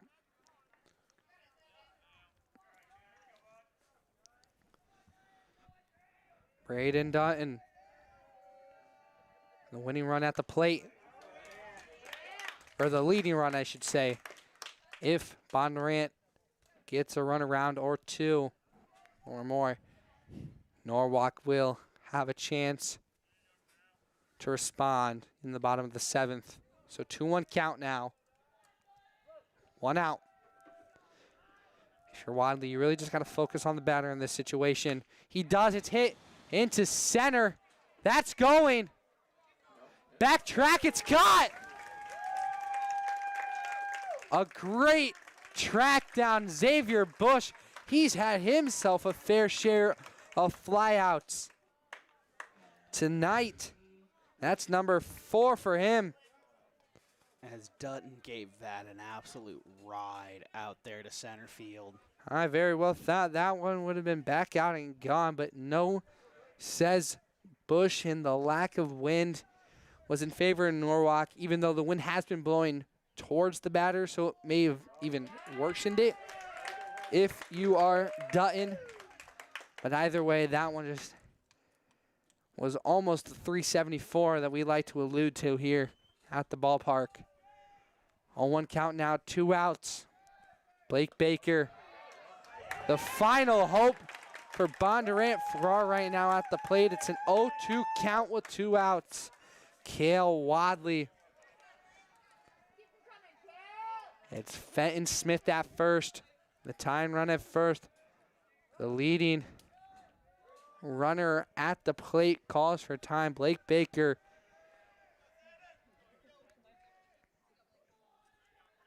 He singled in the 4th and got around to a run, and then walked and stranded in the 5th.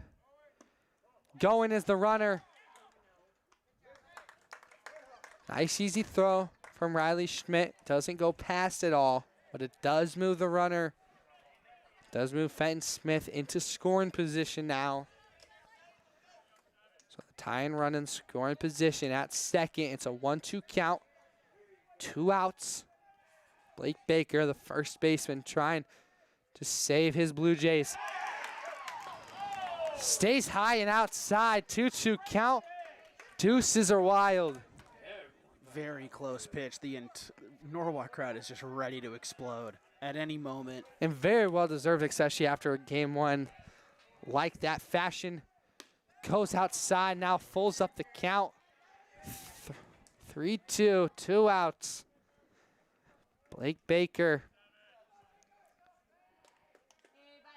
at second. Blake Baker at the plate. And Smith at second. Pitch. Goes outside, ball 4. Yeah, just loses him. Tried to get that call on the outside part, just couldn't get it. Now it brings up Tyson Ben, former pitcher.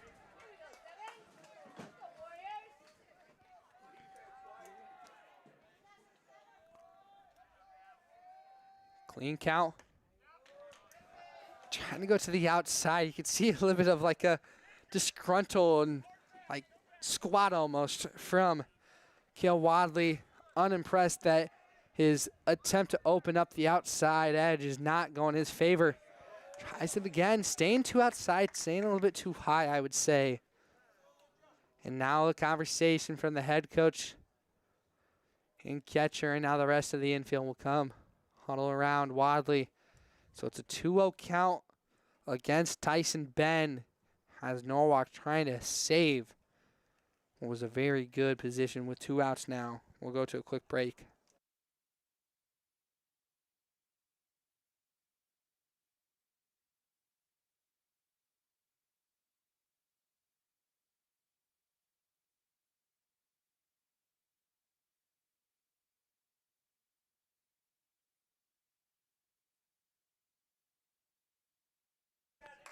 Back here. So the conversation over. It's a 2-0 count on Tyson Ben. 4-3 is the score. 2 runners on. Gets the outside edge that time. That one's a clear one. The other two, you can kind of tell that they were more in that outer box into the white, but that one clean across. 2-1 count now. Getting back. A great pitch. Trying to get that curve more, maybe a slider-ish to go, but not there. So 3-1 count, very risky now because if a walk gets in, you fill up all the bases. 3-1, 2 outs, hit up. Caught by Xavier Bush to end game 2. It's a 4-3 victory. So after just getting bludgeoned in game 1 and a 14-3 loss, Norwalk responds with a 4-3 victory after a 2-out rally that put Siemens, Wilkening, and Lamb the winning run into home in the bottom of the 6th. Now we give it to Liam for our Savvy Perspective Photography Player of the Game. I know there's a lot of choices, but who do you go with? I think for me, I am going to officially go with Kingston Lamb. Defensively, he was on fire at first base. A lot of ground balls, a lot of difficult plays that he had to make.